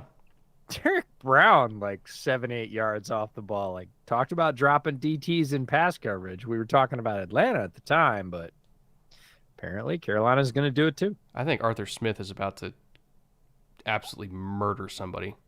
He looks it. He was very frustrated earlier in the game. I do love his passion, though. Arthur Smith looks like a bad politician. He reminds me a lot of Jimmy Johnson, who he has like the best like just face of disgust on the sideline. Like you always feel like you don't want to disappoint him. I feel like Jimmy Johnson gives that face when he loses a tuna off the hook on his fishing boat. Oh man. Oh, here we go. Roll protection. Oh. Okay. He got out. Throw it away. No. Yes. Because what has he done twice this game? Throw it out of bounds away. That's not what he's been doing. As he's gotten to the sideline on those rollouts, he's chucked it back to the middle of the field. I'm just happy he didn't. Yes, it's a loss. I really think that's a block in the back on Derek Brown. It is. It is a block in the back. Oh man. What are you gonna do? Well, My there's another grandpa, punt. Tony Stadler, my grandpa coached with Jimmy where? Miami or the Cowboys? That could be Oklahoma State as well It could be, back but in the day. Which, Ritter. by the Ritter. way, What? Somebody said Ritter something. Is Ritter a real thing? Is Ritter happening? oh no, I think it should. I think they're calling for Ritter. I think we're calling for Ritter too. Are we calling for Ritter too? Are we unified in this call? Jimmy was one of the architects of the underfront for the 4-3 as a way to combat all of the option shenanigans that OU used to do back in the day, and he fucking destroyed them with it. Tony Stadler says Dallas. How about them Cowboys? So he's got a couple rings.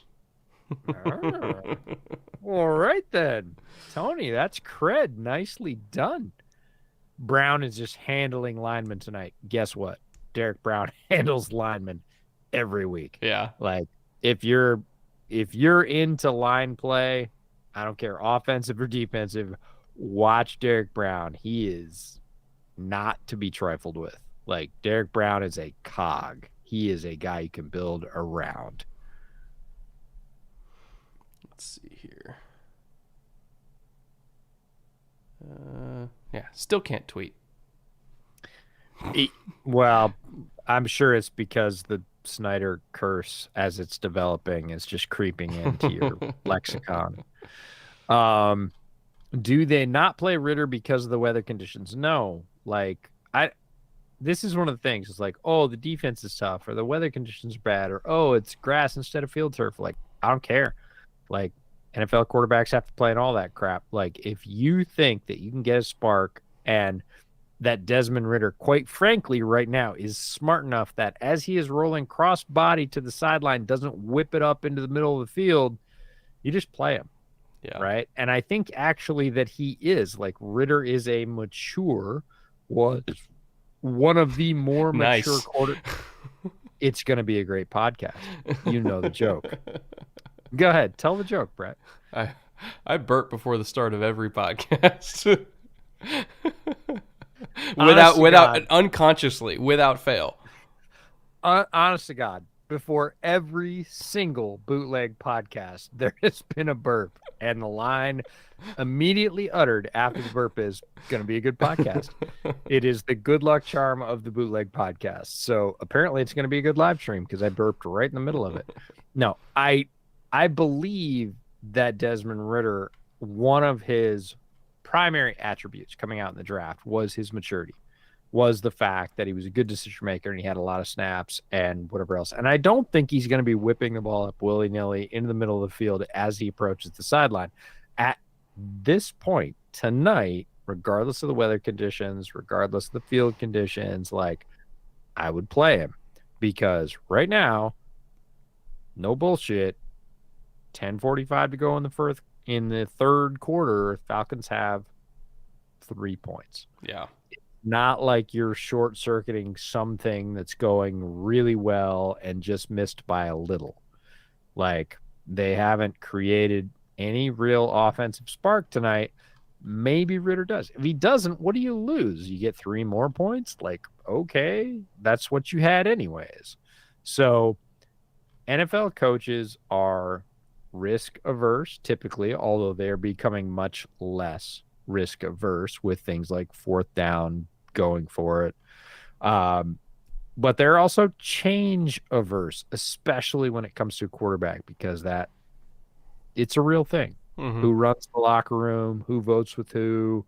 Are you going to create a rift? Can you go back to the original guy? Like, those are all real things in an NFL locker room. But at this point, what do you got to lose? That was a terrible, collaring by Icky. Yeah. So they're calling hold from the 1 yard line? Yeah. No, they should. He literally grabbed him across the collarbone from behind. They declined it. Okay.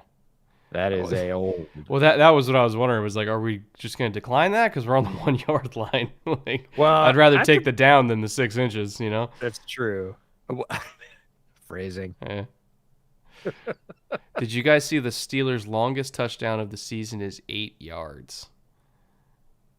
What? Like, really? That's their longest touchdown is 8 yards? I saw that earlier, and I wasn't sure it was true, but it sounded awful. My God. My God. That's the weirdest stat of the year. Did you not catch the phrasing where you said you'd rather take the down instead of 6 inches? Yeah. Oh, so you can shuck it off, but I have to live through it. Okay. All right. Goddamn right you do. I don't have to live through your 6 inches. Thank you very much. You know, I have a joke for that, but I'm like I'm like half sure that your children are watching, and so I'm not gonna. Well, they kind of are, because the latest chat is from my wife, so yeah. I thought better of it. Oh no. What? Apparently they watched Mr. and Mrs. Smith, which is a fantastic film. One of my favorite movies. I love that movie. Nikki hates it. She despises that movie. The drapes are hideous. she, and you ate all the Cheetos. She said that movie broke up Brad and Jennifer, so she just can't bring herself to watch it. Really? That's the reason? She also just doesn't like the movie, period, but that's the reason she gives. Brett Coleman, Master Fraser. Jared, thank you for attaching $2 to that. I really appreciate it. Master many things, which we could attach for less than $2. Autumn, I have to bring up Brett stealing Cheetos first. Love the Breaking Bad reference second. You're playing a dangerous game third. Her response. Oh, Autumn, if you knew Nick, yeah, he's been playing a dangerous game the whole time. Yeah, she loves her white cheddar Cheetos. I knew the risk I was taking. That's right. I've stayed at Brett's house many times now, and crossing Nick is absolutely the last thing I want to do. Like, I would sooner steal food from Fatty. No, you wouldn't. He'd cut you the fuck up. Yeah, you think Nick would do less? That's true. And she knows how to use a box cutter. And she's an engineer, so she could make sure that the way I perished was really, really painful. No, we love Nick. We love Fatty. Autumn, we love you too. Thank you very much for the $4.99. Fade for $7.50. My dream as a Panthers fan is to snipe Ken Dorsey from the Bills and bring him back to Carolina. Draft Young with 101 and Jahmyr Gibbs at 201. Ooh. I would be on board with that. I think that sounds like a fun plan behind this offensive line. Like, I'm EJ Snyder, and I endorse this message. That sounds great. Yeah. 0 complaints, no notes.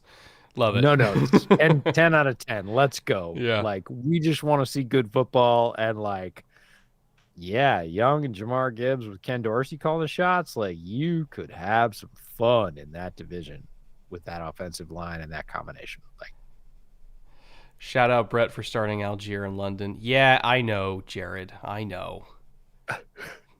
He just loves to just stab me every time. He's going to bring up your fantasy football success next. Well, you say success. I did, air quotes. I say torment. Same thing. She said, Joey, if you want cold, travel to Oymyakon, Russia. Average temperature is -50. Average is -58? And I'm like, what? No. And there's people that are like, you should hang out in International Falls. It's the coldest place in the United States. I'm like, no. Where's International Falls?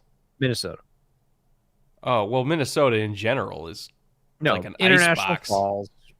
International Falls is literally the coldest place in the United States on average. No, I will not. I'm like, that doesn't refuse. sound like why I want to go there. Like, No. And if I did, I would be in the height of July and August. Yep. And I'll go there for fishing. That's about it. Ask EJ to share. God damn it, Marcus. Uh-oh. Is it too much to ask to throw a crosser with accuracy that's wide open when you're not under pressure? I told you that Pitts saved him from an inaccurate throw in the last game for the touchdown. That is also inaccurate not a touchdown, but boy, would have been a lot of yards had he grabbed it, and Marcus knows it. Do you know how hard it is to throw it out of Kyle Pitts' reach? I do. It's like missing a garage. I would say, and this is the classic broadside of a barn. Oh, God, I hate that almost interception so much. Please put in Ritter. Oh, my God. Third really credible almost interception of the night. Like, third one. I'm, like, physically hurting watching this. I have a solution. More drinking. That's right. Like, this is stomach churning. Yeah, I might need to refill the hard alcohol because watch this shit. No, I did. God. This is a bad ball. Like, the receiver gets boned by, is that? Those Pitts again. No, the defender. Was it Dante Jackson? I think so. 26, right? Yeah, no, Dante Jackson is legit. Just side note, Dante Jackson for Panther fans, very solid corner. But, oh, my God. Okay, now they're going to get back to running a little bit. They're like, let's take it out of his Let's hands. completely take it out of his hands, yeah. Jesus Christ. How does this team have 4 wins? Hey, Brett. Huh.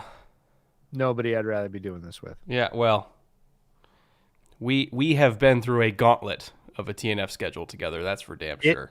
It is a lot of fun this year, isn't it? I'm sure Bezos is just like, Raj, you got to give me something else. Give me the Chiefs one time, please. I paid a lot of money for this. What do I get? Oh, great run from Algier. Really nice run. Tyler Algier was a guy that I liked, but I couldn't really quantify in the draft. And one of the notes I wrote about him from the previous game versus the Panthers was he's not a lot of burst. But he is crafty with great vision. What? Yeah, no. Sorry, delivery. Oh, there you go. Yeah, and what? Oh, perfect. You don't even know this. So this is classic. This is, I think, from the 1950s. I got this from my great-grandmother. So it's 1 ounce for rabbits. And again, misogyny aside, from the 1940s. 2 ounces for ladies. 3 ounces for gentlemen. 4 ounces for pigs. 5 ounces for jackasses. So which are you? Well, we'll see, won't we? Although it does have ice in it, to be clear. Like I can verify it has ice. No, this is one of those things. It's like they're close. And love the show, guys. Just wondering, watching my first NFL game Sunday. I'm assuming that means in person. Bills Vikings. Any tips? Ooh. Yeah, many actually. Why don't you go first, Brett? So it's Canada, so I'm assuming it's not a terrible trip across the border over to Minneapolis, right? No. Enjoy the tailgate. Vikings fans are great. They're excellent at cooking. This is one of the few times they get to grill out this time of year, and they take advantage of that. For sure. Oh, there we go. Drake London touchdown. Did he drop it? No, he did not. Okay. You still took a drop, didn't you? Or no, you said with gloves he would drop it. That's what you said. It hasn't been as wet as I thought it would be, though. Phrasing. That was entirely on purpose. I don't doubt it. I would say take advantage of the tailgate. Minnesotans really know how to cook. They also really know how to drink, and they have an excellent craft brewery scene up there, too. I would say get there early. Because he says game is in Buffalo. Holy shit! Is it in Buffalo? I thought it was Minnesota. Everybody, chat says game is in Buffalo. Game is in Buffalo, guys. Oh, okay. In that case. So just south of the stadium is the Mud Lot. That's where the folks from Rockpile Report tailgate, over in Mud Lot, which is northwest corner. No, south of the stadium. No, south of the stadium. Northwest corner of the lot. Yes, correct. It's right next to lot 1. Get there around noon, I would say, because it fills up. Really, all the tailgates fill up. And then go find Drew and Chris and tell them that you want a piece of tri-tip and thank me later. Because that shit is ridiculous. Or find them and say that you want some of the burn ends that Eamon's making, because if he's there, honest to God, I had my friend with me that I grew up with in upstate New York who has lived in Texas for the last 20 years. He came over to me and said, your buddies, they're doing it right. So if you're talking about brisket and burn ends and whatever else, we had been down to see him in Austin about 4 weeks ago. And look, if you've ever been to Texas, you know that's brisket capital of the world. It is the brisket capital of the world. You can talk about Kansas City, you can talk about North Carolina all you want. Like, they're great. Like, I'm not here to start a barbecue war. Brisket in Texas is legit.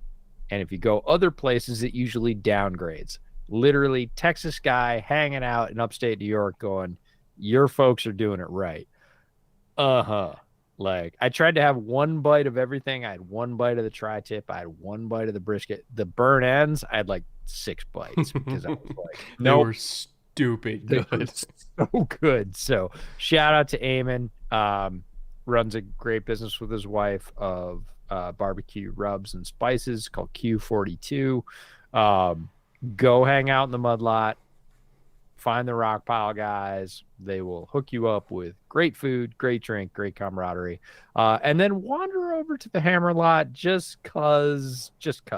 Yeah. Like, that's where the festivities happen. And you might end up, I don't know, taking a shot out of a bowling ball.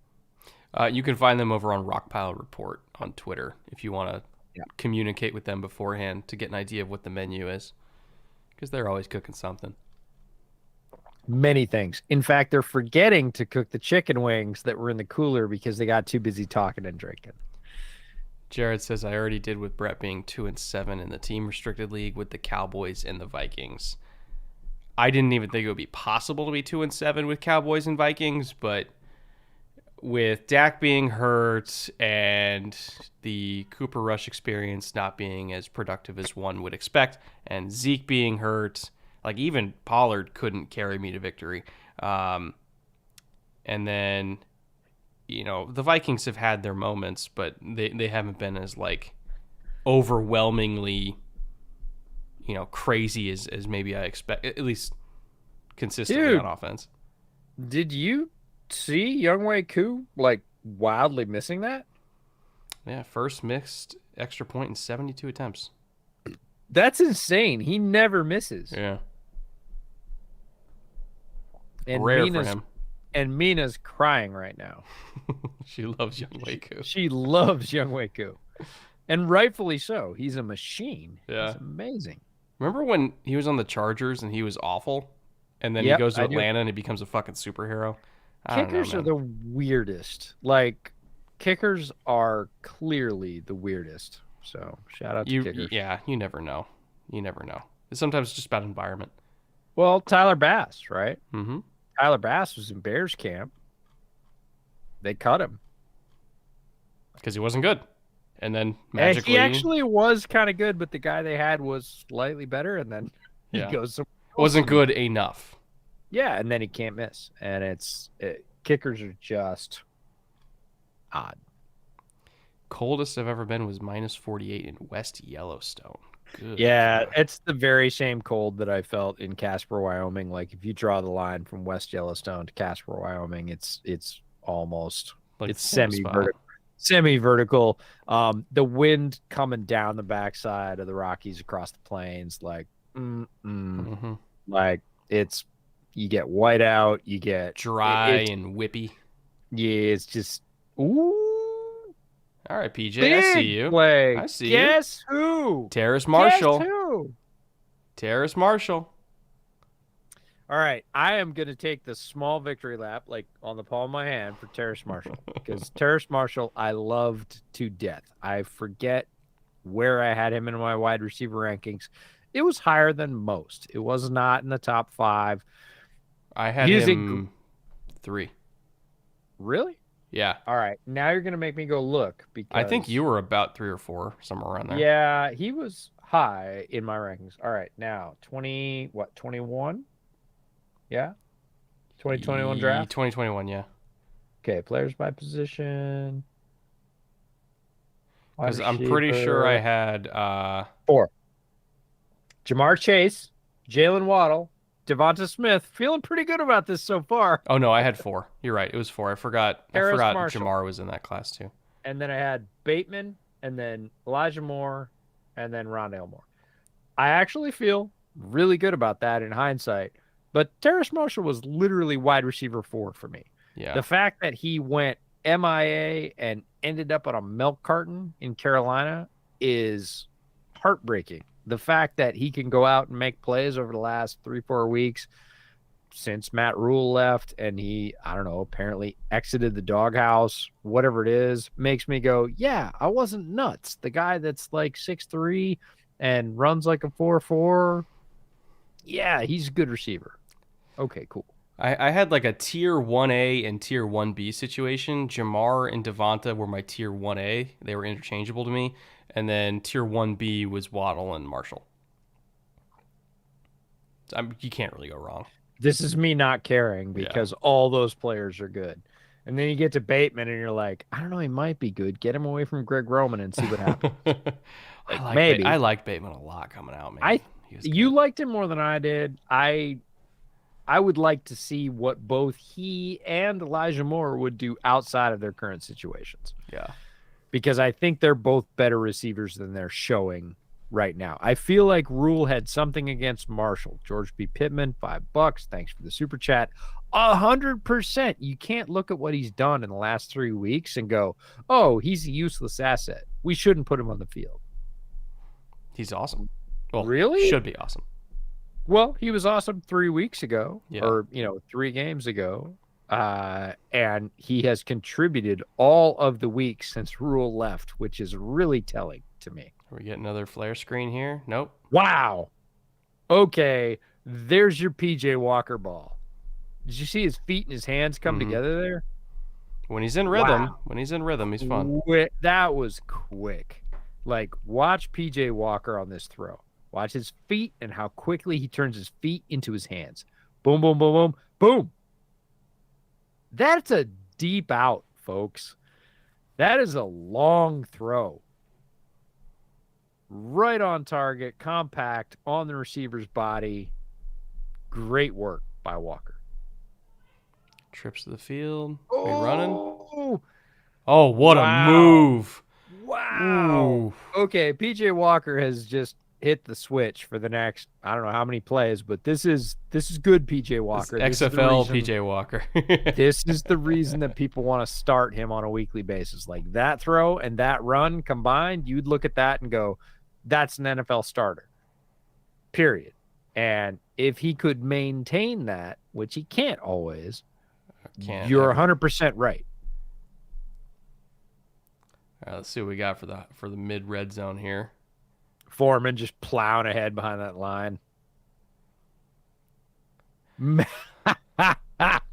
Oh, Jared Cole with the ultimate troll for $5. Jared, I should pay you $5 for that troll. What do you say? Read it out loud. Matt Rule to modern day confirmed. Fuck you. Oh, God. It's the knife we know that cuts the deepest. George P. Pittman. I feel like Rule had something against Marshall. We Rule had something against a lot of people. Whoa! Yeah! Got it. 20-9. Yeah. I don't know. This feels we're starting to get into insurmountable territory here. Yeah, but he climbed straight up into the stands. Yeah, probably get fined. We don't probably care. That's awesome. Probably, yeah. No, this is the thing. Carolina's offensive line. We've been talking about it since the open. They're gonna beat you up. Ike Ekwonu's gonna beat you up. Brady Christensen's gonna beat you up, and they're just gonna push and push and push and push. And then Deonta Foreman is gonna extend that push and run you over, hit you with his pads, whatever. That guy, Rashaan Evans, again, the guy I was talking about, couldn't secure the tackle. Just couldn't make it happen. You get into the late third, early fourth. They're just going to keep doing this. Another missed PAT. Eddie Pinheiro is in the box right now, man. He is in the mental. You know what he is? He's in the phone booth from Anchorman. Glass case of emotion. That's right. He is stuck. Yeah. Eddie Pinheiro is in his head. Physically, Eddie Pinheiro is a tremendous kicker. Right now, he's got all the yips and the ghosts and whatever. He's got to get cleaned up. Like, he should go, I don't know, maybe he should go hang out with Aaron. Do some ayahuasca, like just do the hot yurt retreat, sweat some of that stuff out. I'm not sure, but right now Eddie Pinheiro is in the box mentally. It's starting to make sense why they punted from the 35. No, I told you. Literally this game 10 days ago, he missed twice to give Atlanta the win. Atlanta had no business winning that game. None. Zero. Pinheiro handed it to them on a platter. And he doinked his first one. If you don't think he is absolutely quaking on the sidelines, like if there was ever a case for medical marijuana, like this is it. Is 19-9 scoregami? I don't know. Might be. It's easy to find out though. Somebody check on that if that's scoregami. If this somehow miraculously holds and we get 15 minutes of horrible football where nobody scores. Yeah. By the way, for those of you that are unfamiliar, Jameson Black Barrel, really good. If you like Jameson, that's great. If you like bourbon, you should actually try Black Barrel. It can't be bourbon because it's not a majority corn and it's not distilled in Kentucky. Triple distilled Irish whiskey, aged in barrels. It's good stuff.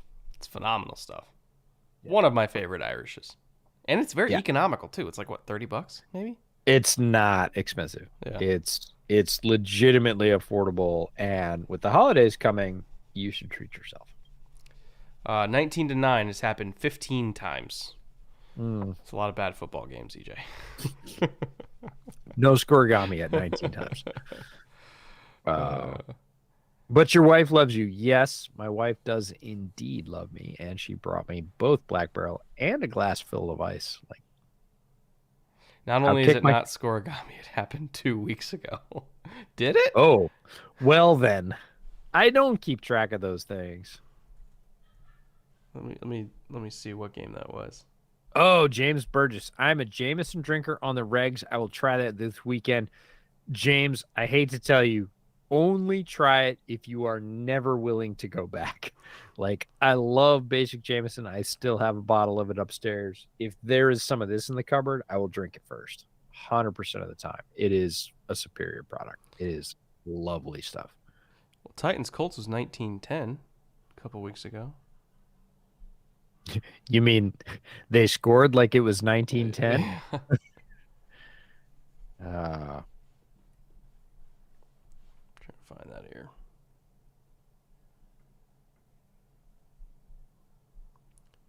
Wow, 19 is a very common football score, apparently.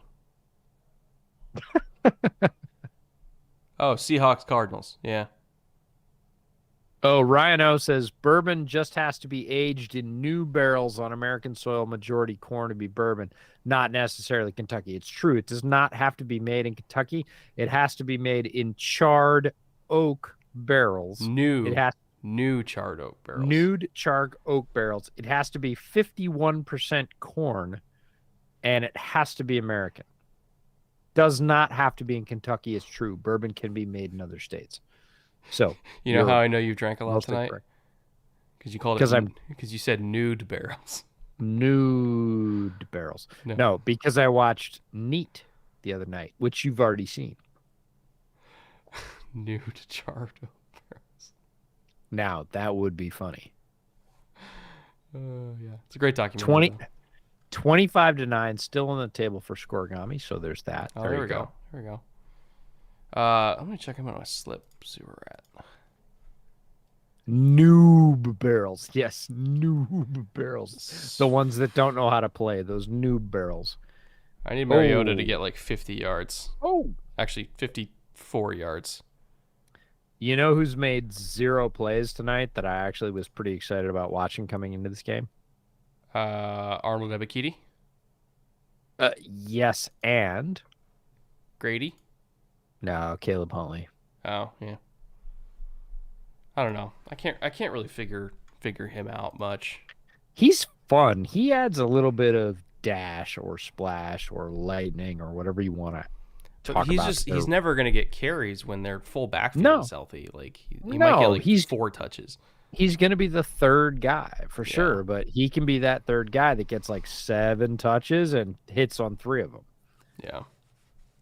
Ooh, look out. Ouch. Does that count as a completion though? I need that. Yikes. I need 4 more completions. Wow. The life of the degenerate gambler. Like, does that shovel pass under threat of a sack count as a completion? Because goddamn right it does. Because I really need it.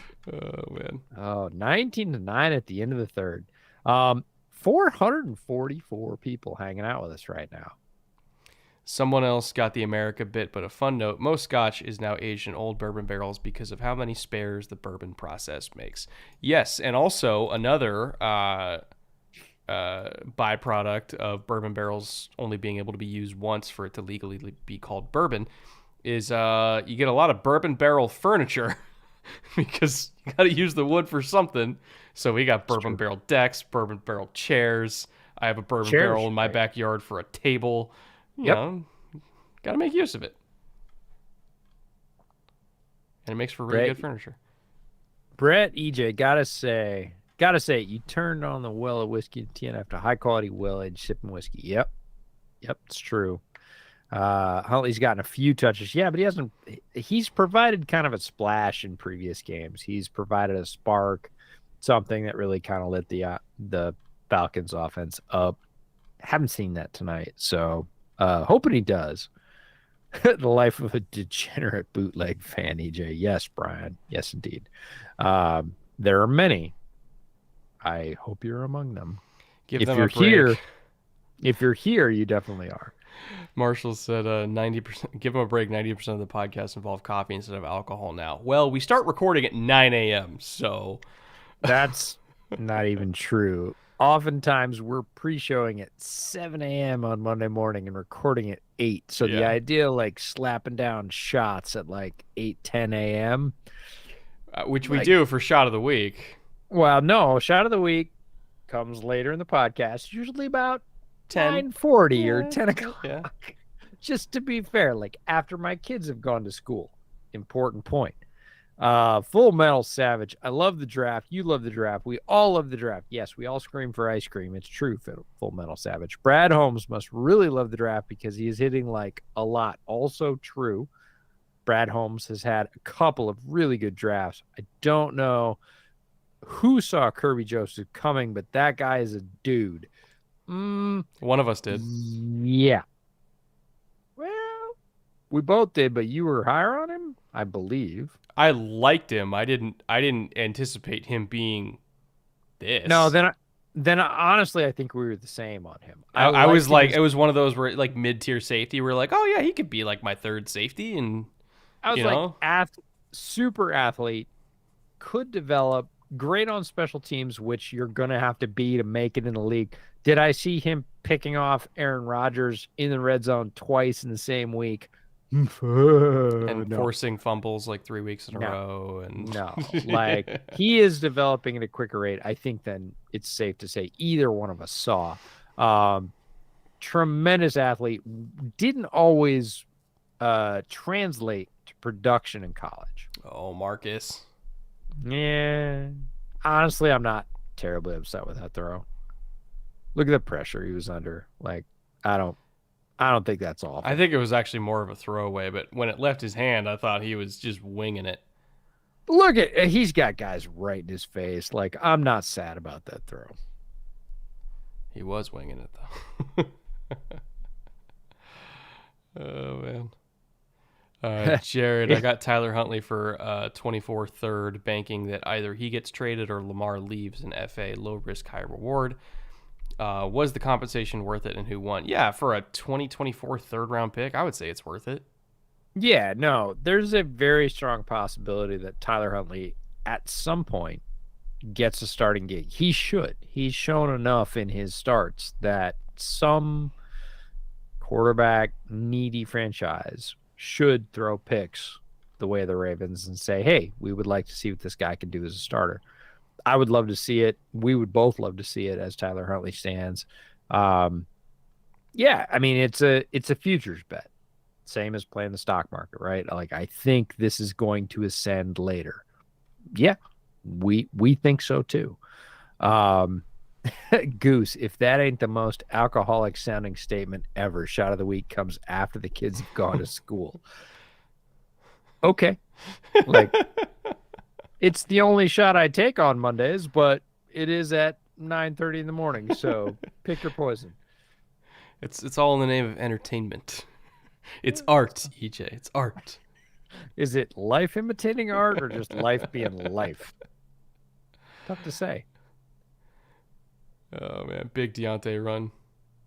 Another big Deontay. So this type of game, by the way, this Deontay Foreman game where he's just kicking ass and taking names, is the exact reason why I love the Christian McCaffrey trade, because this is Deontay Foreman, who is dirt cheap, who costs nothing to really get onto the roster.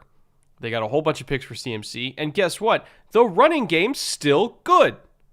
Who knew? The running game is great. And they're doing just fine, and they got a whole bunch of extra picks. Honest to God, this is the thing. When we say your favorite running back from next year's draft class is not worth a first-round pick, we do not hate your favorite running back. We probably love him. Mm-hmm. There is a draft valuation question, which is any team that drafts a running back in the first round right now deserves serious scrutiny. And a bunch of people came back at me and said, yeah, but you love Kenneth Walker. He was your RB1 and he got drafted in the first round. Yes, he did. No, he got drafted in the second. Case in point. Regardless, he got drafted very highly. Yeah, I got it. Like, sure, he's very good. And if you can get the best running back in the draft at the end, and I mean the last 5 picks of the first round or the first 5 picks of the second round, go for it, especially if you need it. Yes, if you're going to use that player, and the Seahawks, quite frankly, are going to use that player, cool. That's great. Right? But anybody that in the early 20s, late teens drafts a running back, quite frankly, they need to have their head examined, because you can get guys like Deontay Foreman. You can get guys like, and the list is long, Phillip Lindsay, Khalil Herbert. Like, there's a million guys, and there's guys every year. This is the thing. This is not a fluke. Like, every year from the 4th round down to UDFA, you can get players who can produce like Deontay Foreman. Kenneth Walker was the 41st pick. Yeah. So, if you're getting the very best running back in the draft who is absolutely electric and has shown that in his limited action with Seattle, sure, 41st pick, go for it. If you're going to spend anywhere between the mid-teens and the mid-20s on a running back, you need to check yourself. Yeah. That is not a great play. You can get a left tackle, a pass rusher, a wide receiver, an alpha wide receiver. You can get multiple bites at the apple of positions that are really hard to get. You can get a great cornerback. Like, those are all great players to pick in that range. Running back ain't it in that range, no matter how good the running back is, because you can get great running backs much later, and multiples of them for low round picks. Most of the best running backs in the league: Derrick Henry, Jonathan Taylor, Nick Chubb, Dalvin Cook, now Kenneth Walker, Breece Hall before he got hurt. Most of the best ones were drafted in the second round. Even if they were one of the 32 best players in the class, we're not saying they're not. Like, Bijan Robinson is one of the 32 best players in his draft class. But I wouldn't be surprised if he went in the second round, because he's a running back. And then if somebody gets him in the second round and he becomes what we think he's going to become, like, they're going to look like a fucking genius. But like Kenneth Walker was one of the 32 best players in his class, and he went 41st because of the position he plays. And A, he should have, and B, it worked out. Like, I'm not taking a running back for, like, even Travis Etienne, who's putting up like 120 yards a game right now. You know who I'm taking instead of Bijan? Uh, 2 rounds later. At least. there's If not 3 rounds later. Peoples from App State. Who? Same team. You've seen. Oh, the other route. Yeah. Texas has 3 running backs. They're all good. Mark my words, folks. Roschon Johnson. Mm-hmm. Like, just write yourself a little sticky note, post it up on your wall. Roschon Johnson, guy's gonna produce in the NFL. He's gonna go at least 2 rounds later than Bijan. Bijan's amazing. This is not an anti-Bijan rant at all.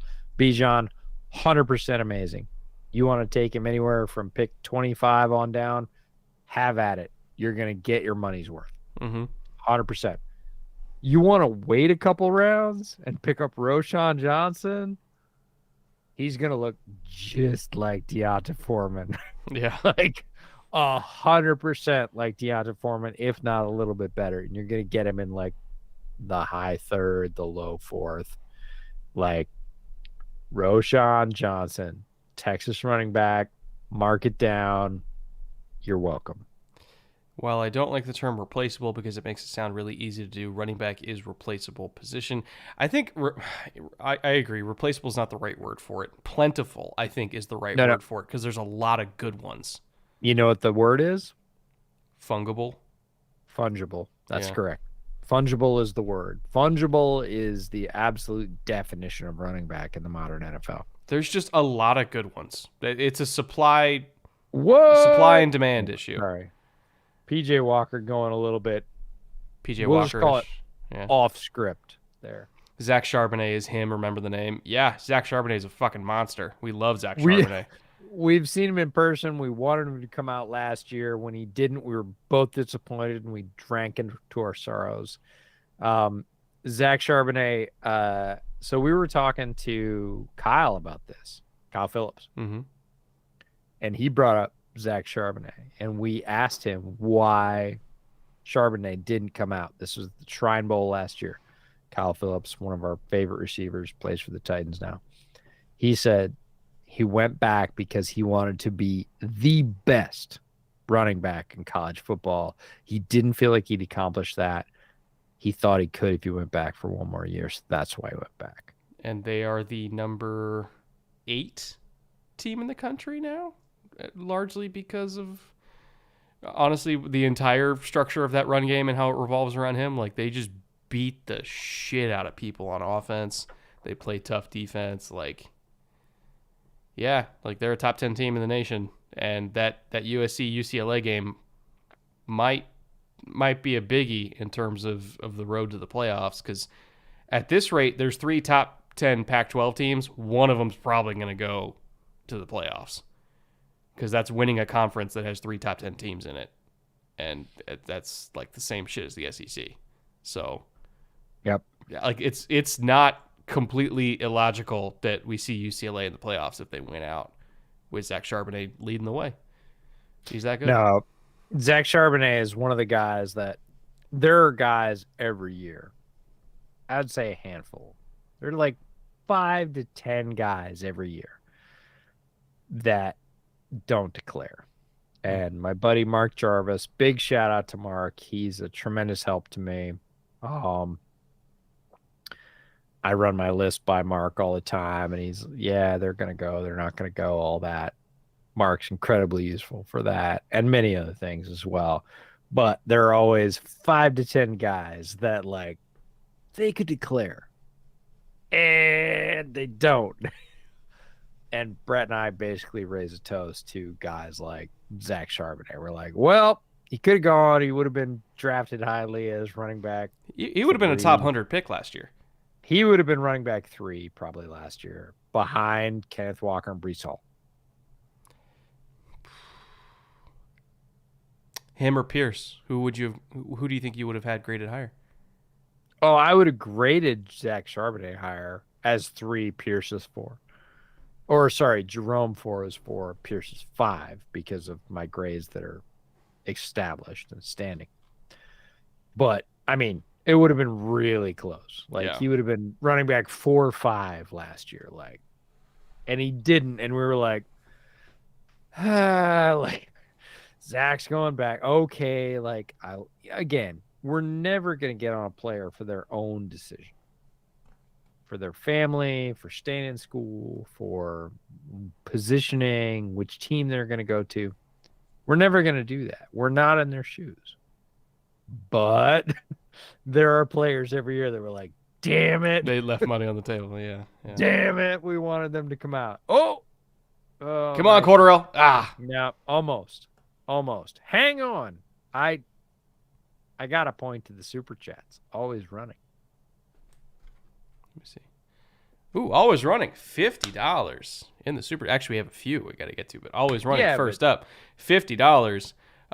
So how do you guys make money? The way you two are talking about it, it don't. Wait. So how do these guys make money? Sorry.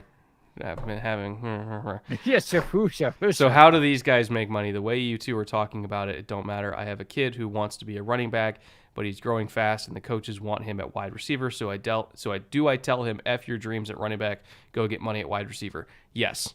Unfortunately, yes. Yeah, right now, wide receiver is running the NFL. If he has dreams of... Do you want your son to play for 15 years and make $30 million a year? Or do you want him to play for 8 years and make $12 million a year? Bingo. That's it. Like that's the calculus. He'll have a lot of fun playing wide receiver. Touchdowns are touchdowns. And you know what? If he goes plays for Kyle Shanahan, he'll play both. So there you go. Oh, just tell him he can go. Tell him he can go be another Debo and play both. Pay attention, Huntley. Are you seeing this? Yeah, your guy. Like the first big Huntley splash of the night. I realize that it's the fourth quarter with 8.5 to go, but like it happened. That's a legit play. Kevin Monroe for $20. Thank you very much, Kevin. Appreciate you. You could even say the Panthers' run game has gotten better since the McCaffrey trade. Sad to see him go, but definitely a necessary trade to hopefully fill out the roster in the next draft. You are dead on. 100% correct. Yes, and yes, and yes. They got picks. They got better. They have established more of a power running game since then. And it's nothing against CMC. Like CMC, tremendous player when he's healthy. When he's healthy is the key. Has the running game gotten more consistent, more powerful, whatever since he left? Yes, it has. Yeah. I think all around they just won the trade. They just won the trade. Yep. Let's see. JJ for $5. Me and my dad have had a bet since the start. By the way, Mariota almost threw another pick six. I know. He's so close. It's next week. It's got to be Ritter. It's got to be Ritter next week. It's got to be Ritter. JJ for $5. Me and my dad have had a bet since the start of training camp. Where will Lamar play next year? I have Miami. He has the Jets.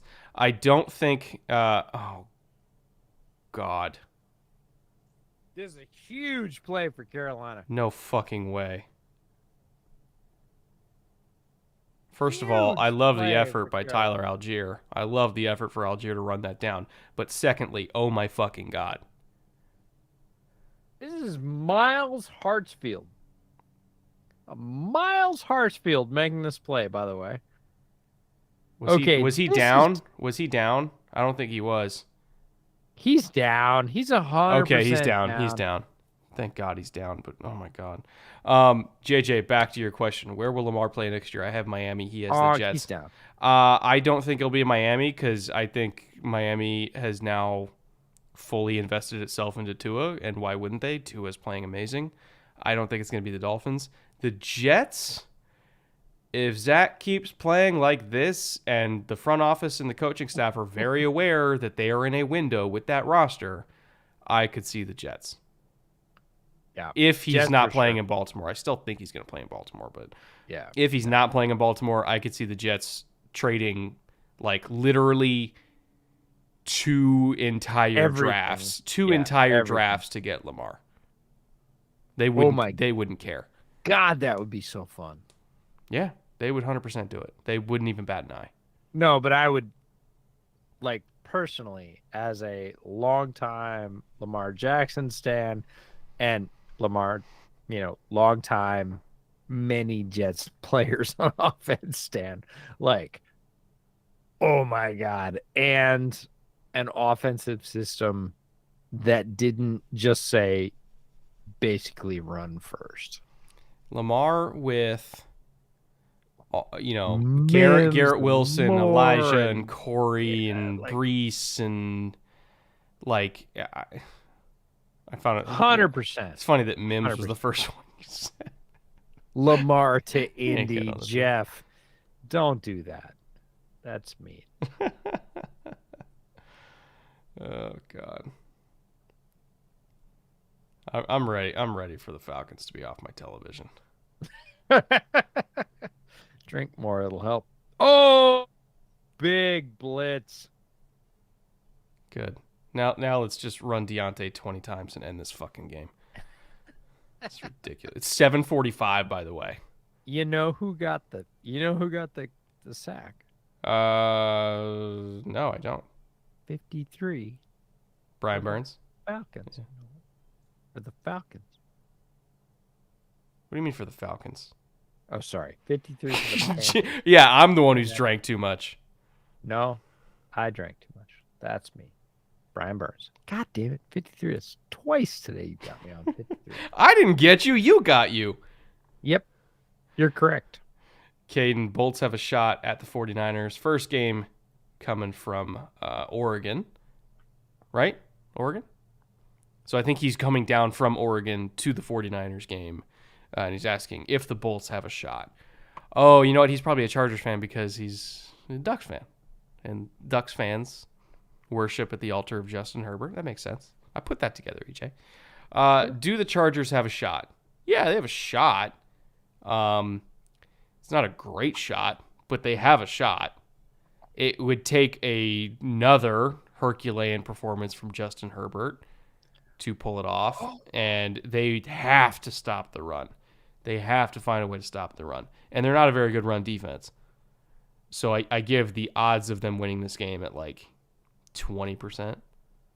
It's possible, but the 49ers are kind of a nightmare matchup for them, scheme-wise and personnel-wise. Braden's calling us out. Braden says, remember you said this wouldn't be a bad game. It's not as bad as the Colts game or the Commanders game. Like, in the tier list of shitty TNF games, this is not the worst.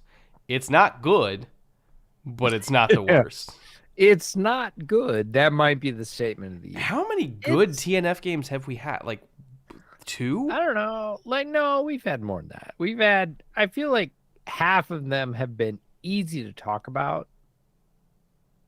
Like Ravens Bucks was okay. Chargers Chiefs was good. Saints game was fine. Not a whole lot though. No, I would not say a preponderance. And I don't know. I feel like the way the Packers and Titans are playing, that one's gonna be like 9-7. I honestly do hope that the Titans just drive them into the ground. Of course you do.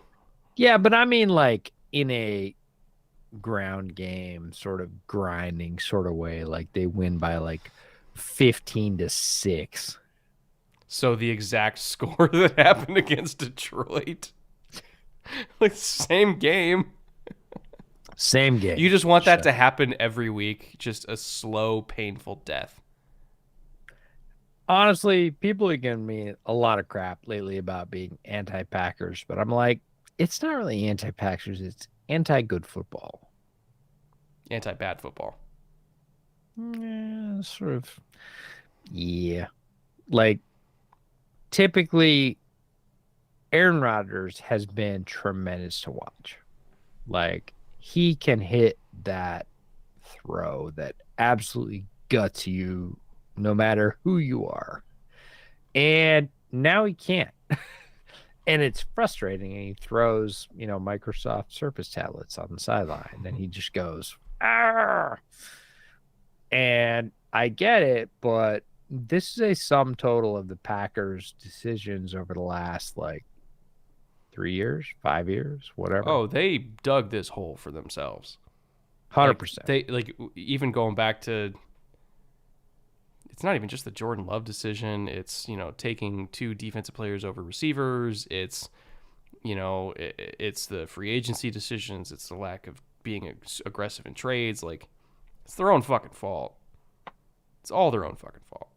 Weird thing is their defense is way too good to be this bad.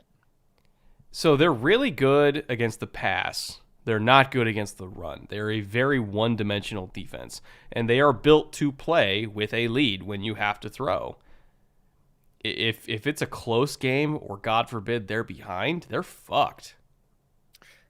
No, this is not a team that is meant to catch up, for sure. Chat asked where my PrizePicks slip was. Let me throw that up real quick. Oh, wait a minute. So Mariota, I need 1 more completion from Mariota. Probably going to get that. I need 6 yards from Cordero Patterson receiving. Might get that. I need a field goal from Younghoe Koo. Probably not going to get that. I don't think I'm going to get Walker. I'm probably going to get Algier. So I think there's a decent shot I come out of here with a 3 out of 5, and I make money. And then if Mariota gets 26 yards passing, then I get $60 there, and I come out of this night with $68. I'll take it. All right. Not going to argue.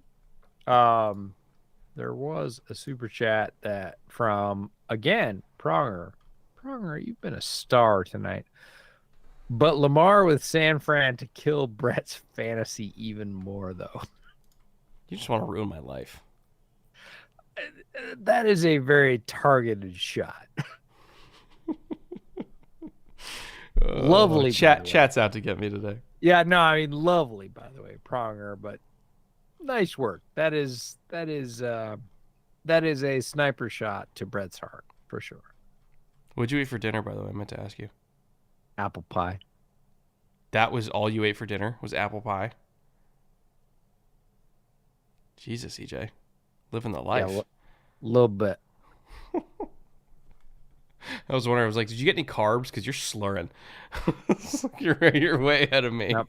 You're Just way crust. Just crust. Crust is it. Oh, man. This is the first time I think we've actually gotten drunk during a Thursday stream. Out of necessity. I was going to say, it is required for this particular matchup. Like, we didn't even get drunk during the Colts game. I think we were too angry to get drunk. I think we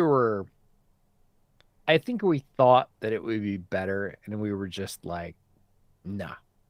Like, can't be. Like, why is this happening? And then, fire a coach, hire Jeff Saturday, just blow the doors off. Go for it.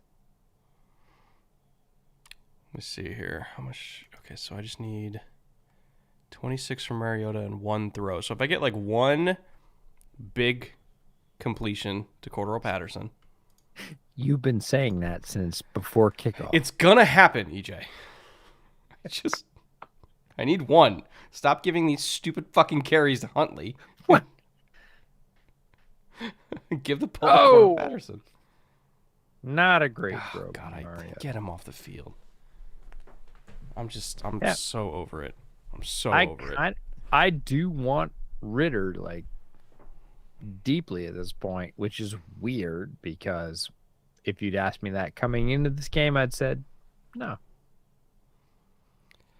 Brett, I mean, sorry, Alpha Nate.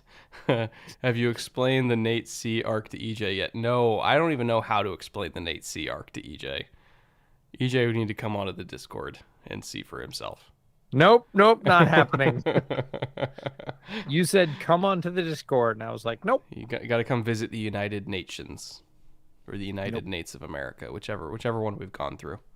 0 Nates at this point. Oh, it's all Nates. Whole server, just Nates. All Nates. Let's go. Someone paid for a Nate super chat. The Nates are all powerful, EJ. You don't want to make enemies of the Nates. I'll just avoid the Nates. You can't. We're everywhere. I feel like this is the Matrix all of a sudden. Whoa! Hey! Big run. Shoelace tackle. Mariota making a play. Yeah, it's about time that happened. Honestly, if he just broke that one tackle, he was probably gone. And then we maybe would have had a game. Because that could have made it. Uh-oh. He's grabbing his Achilles. That's not good. That's really not good. Fuck. It's Dante Jackson, too. That's horrible. Guy mentioned earlier in the broadcast as an above-average corner who isn't getting any love right now. Dante Jackson down on the field, grabbing his leg. Boo.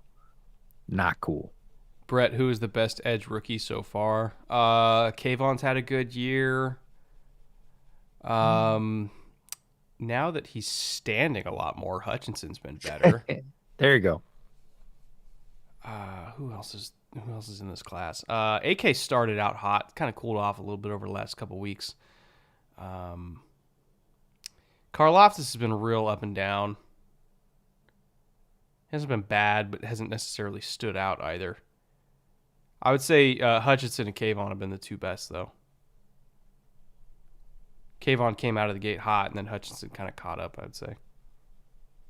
Ironically, Hutchinson's best statistical game was like one of his worst on film. Like he got 3 sacks, but... No. What is this from the Falcons? If you don't love that, you don't love Falcons football. Oh, Sam Williams. Yeah, that's probably accurate. He's probably been the best. I don't love Falcons football right now. I totally forgot about Sam Williams. He hasn't played as many snaps as the other guys, but he's been more effective. His pass rush win rate's like way higher. He's super talented. Oh, Marcus. I'm sorry. Look at the pocket movement from Mariota. Like, that's really good stuff.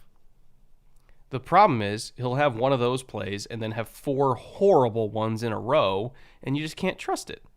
I don't disagree at all. Like, not even a little bit, but that particular piece of pocket movement to Damiere Byrd, like, good stuff. Yeah. It's a good ball. Damiere Byrd show today. Yeah. All of a sudden. He flexed his foot. That's not an Achilles. Well, maybe he was just cramping. That's a good point. If it was Achilles, he wouldn't be moving his foot. I hope it's not Achilles. That would be the best outcome. Can you even? I don't think you can move your foot like that if it's Achilles. No, you can't.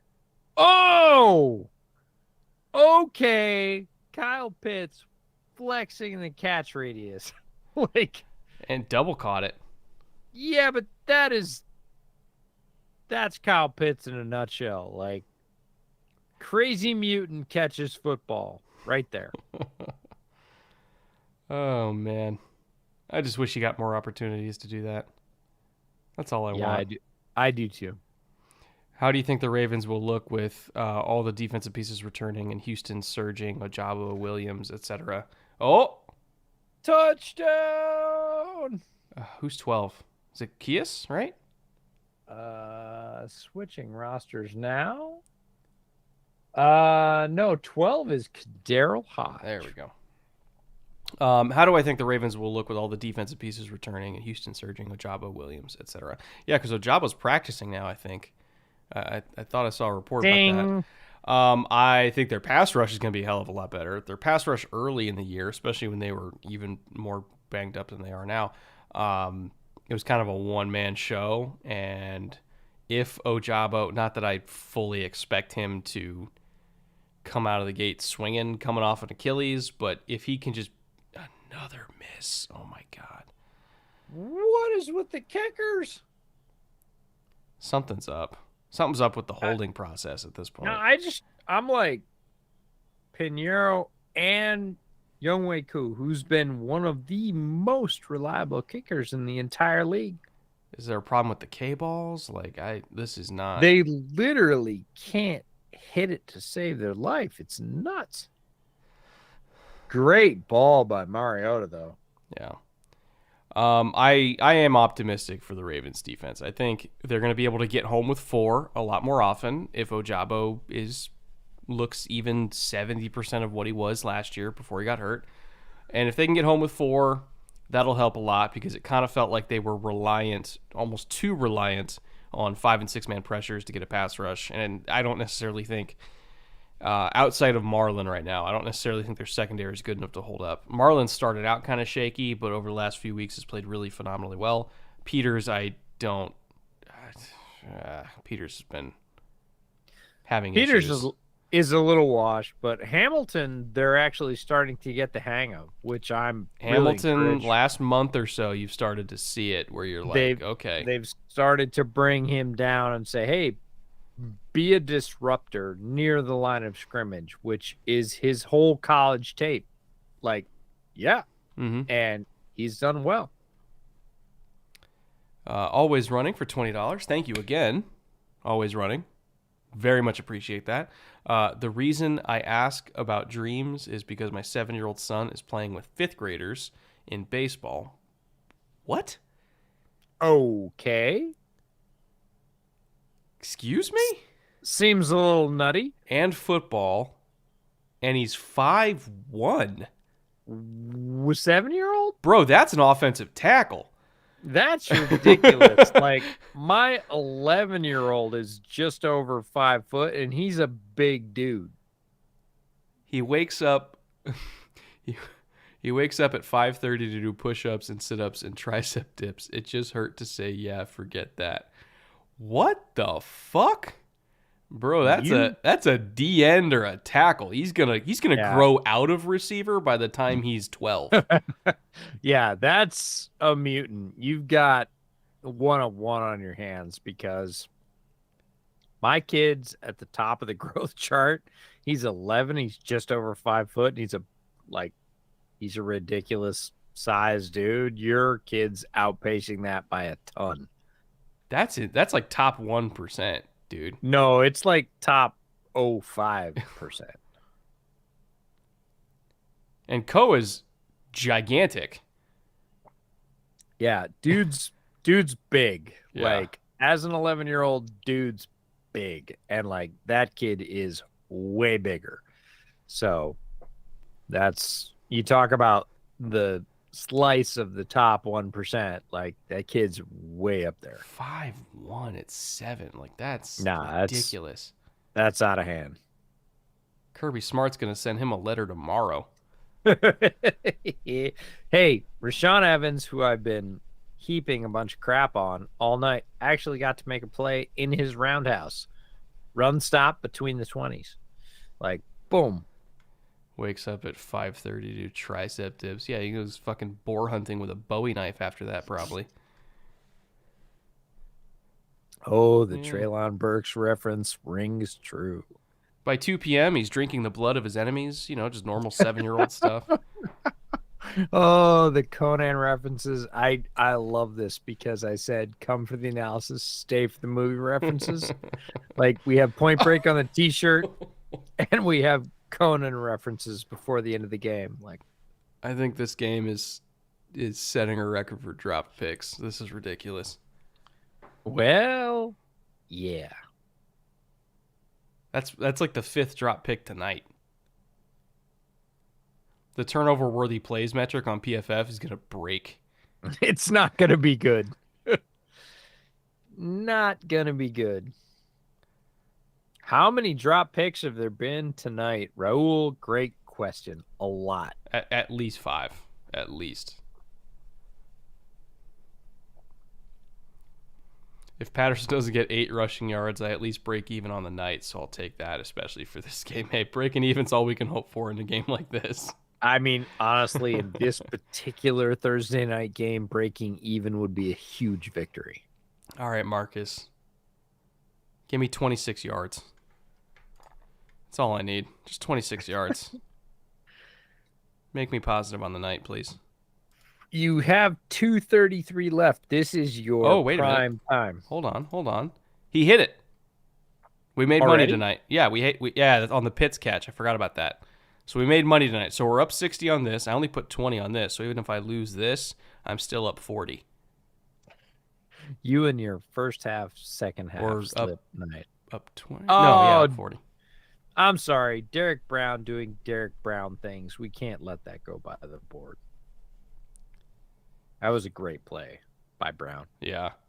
Oh, what? 49.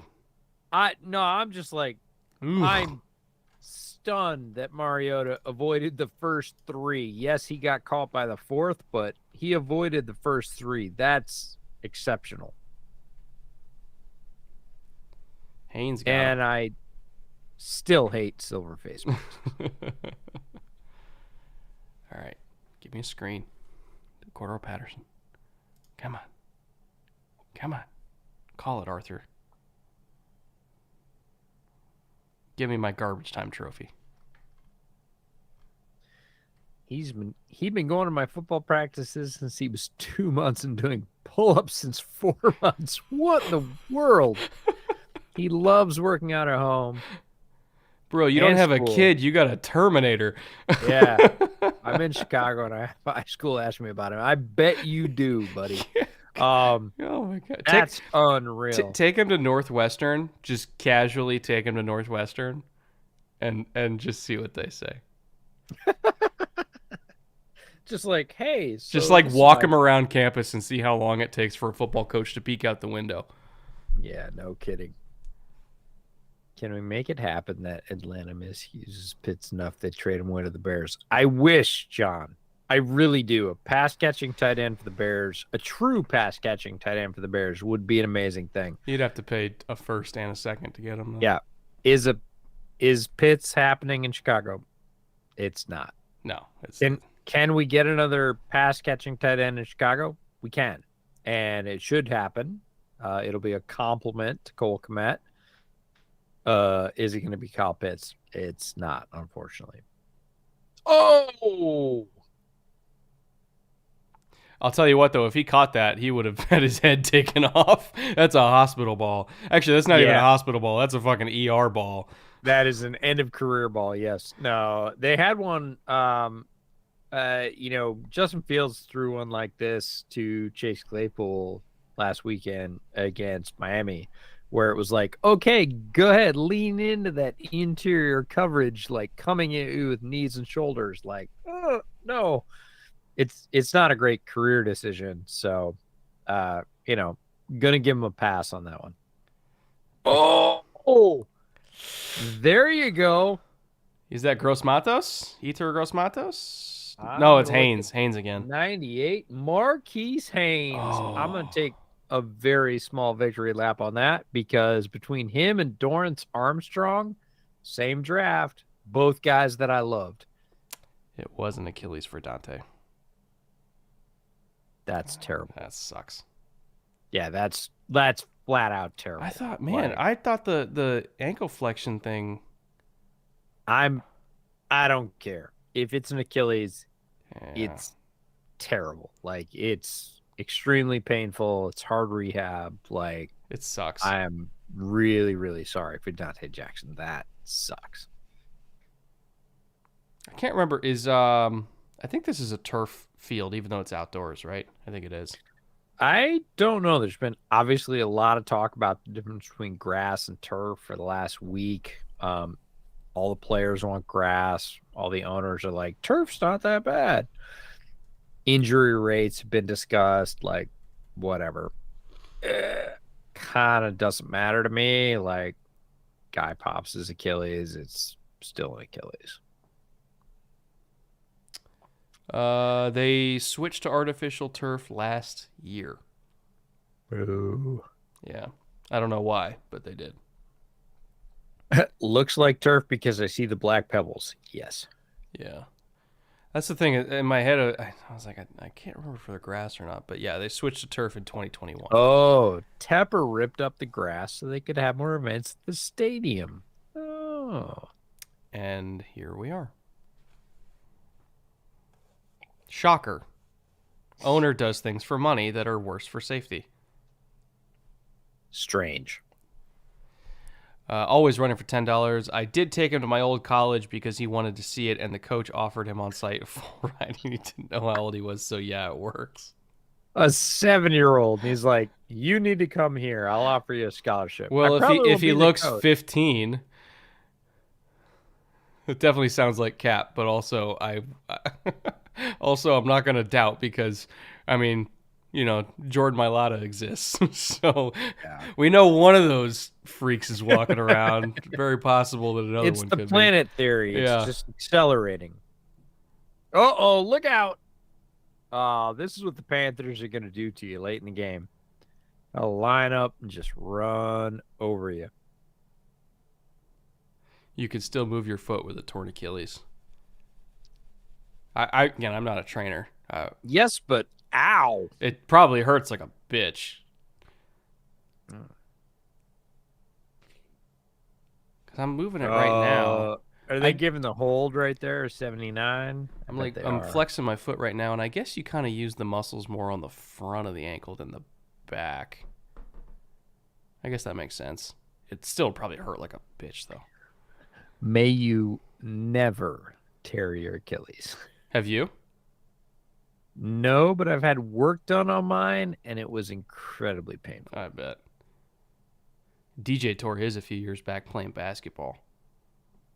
Ooh, yeah. Oh, no, I remember when he did that. I remember when he posted about that. That was post my surgery, and I was like, oh, my dude. Yeah. Like, you've done something terribly, terribly painful.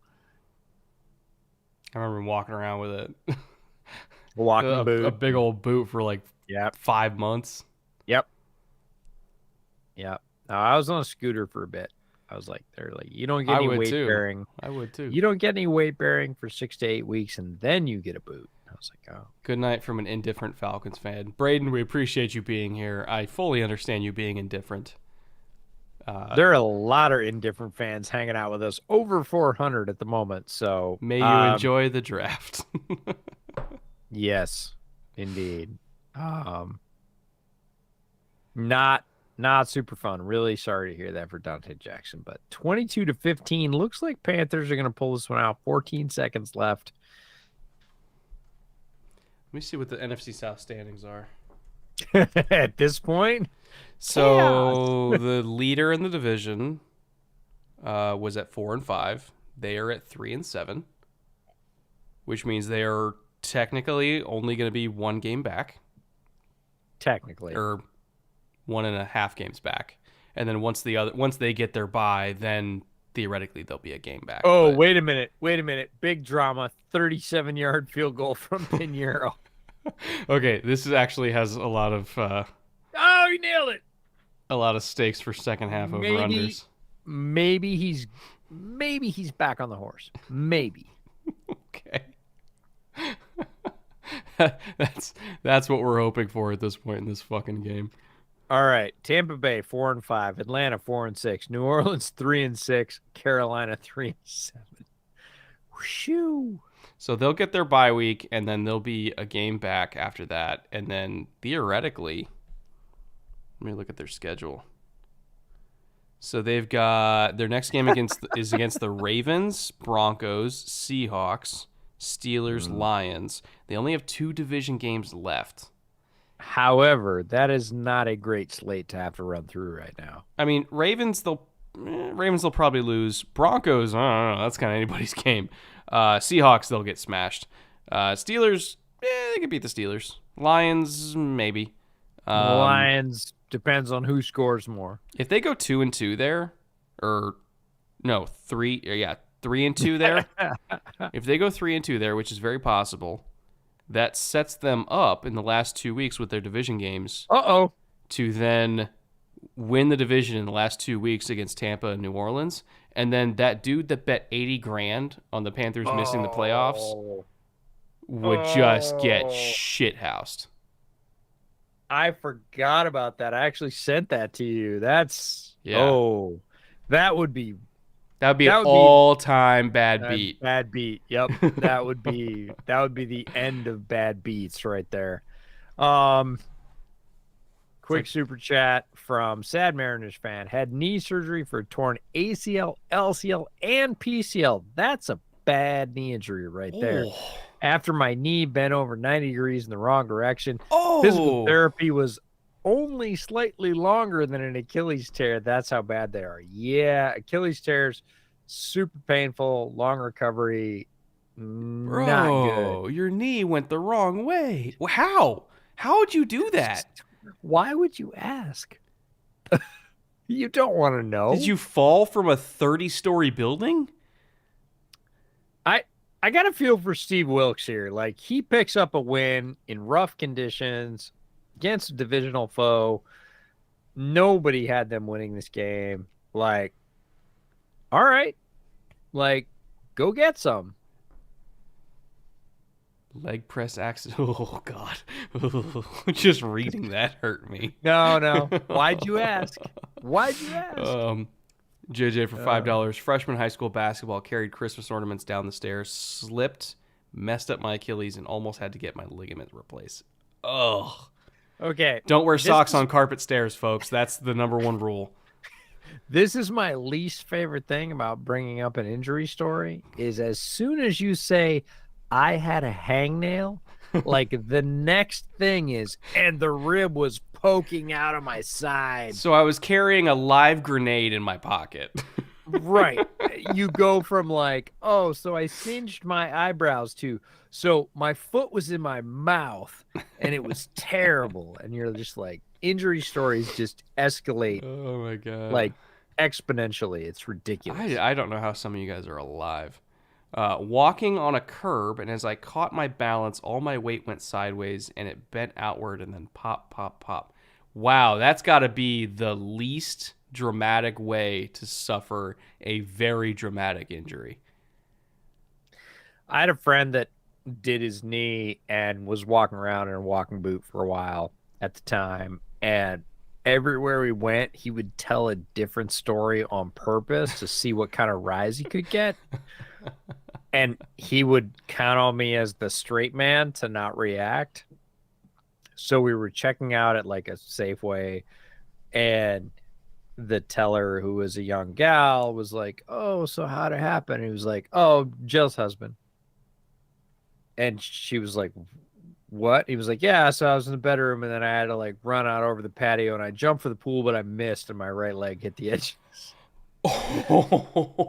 Which was not true, but she was like, "Oh my God, that's terrible." And I'm supposed to stand there and not react to this completely fanciful retelling of a knee injury.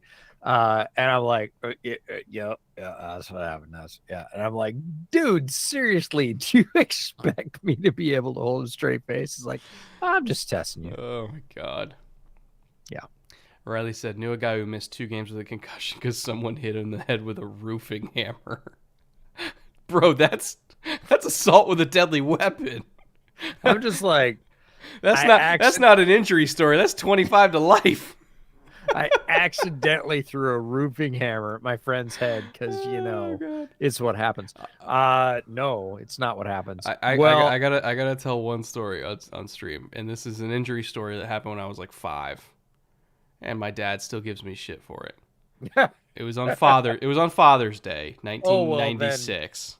Oh. I was playing catch in the backyard with my dad, as all 5-year-olds do. And a lot of 5-year-olds do, I guess. I was a weird one. And so we're playing catch, and because I'm 5, and he throws the ball at my head, and I was holding the glove in front of my face, and then moved it because I'm 5, and the ball hits me right in the eye. Yeah. Big old black eye, big old Straight up lump, everything like that. And so he's like, "Oh shit," because his son is on the ground screaming, crying. So he takes me into the ER. And again, because I'm a dumbass, as he's carrying his 5-year-old through the ER on Father's Day, I'm wailing in the waiting room like, "Daddy, Daddy, why'd you hit me? Why'd you hit me?" Oh my God. So the cops got called, and my dad had to explain, "No, I'm not abusive. My son's just a fucking moron." He went like this.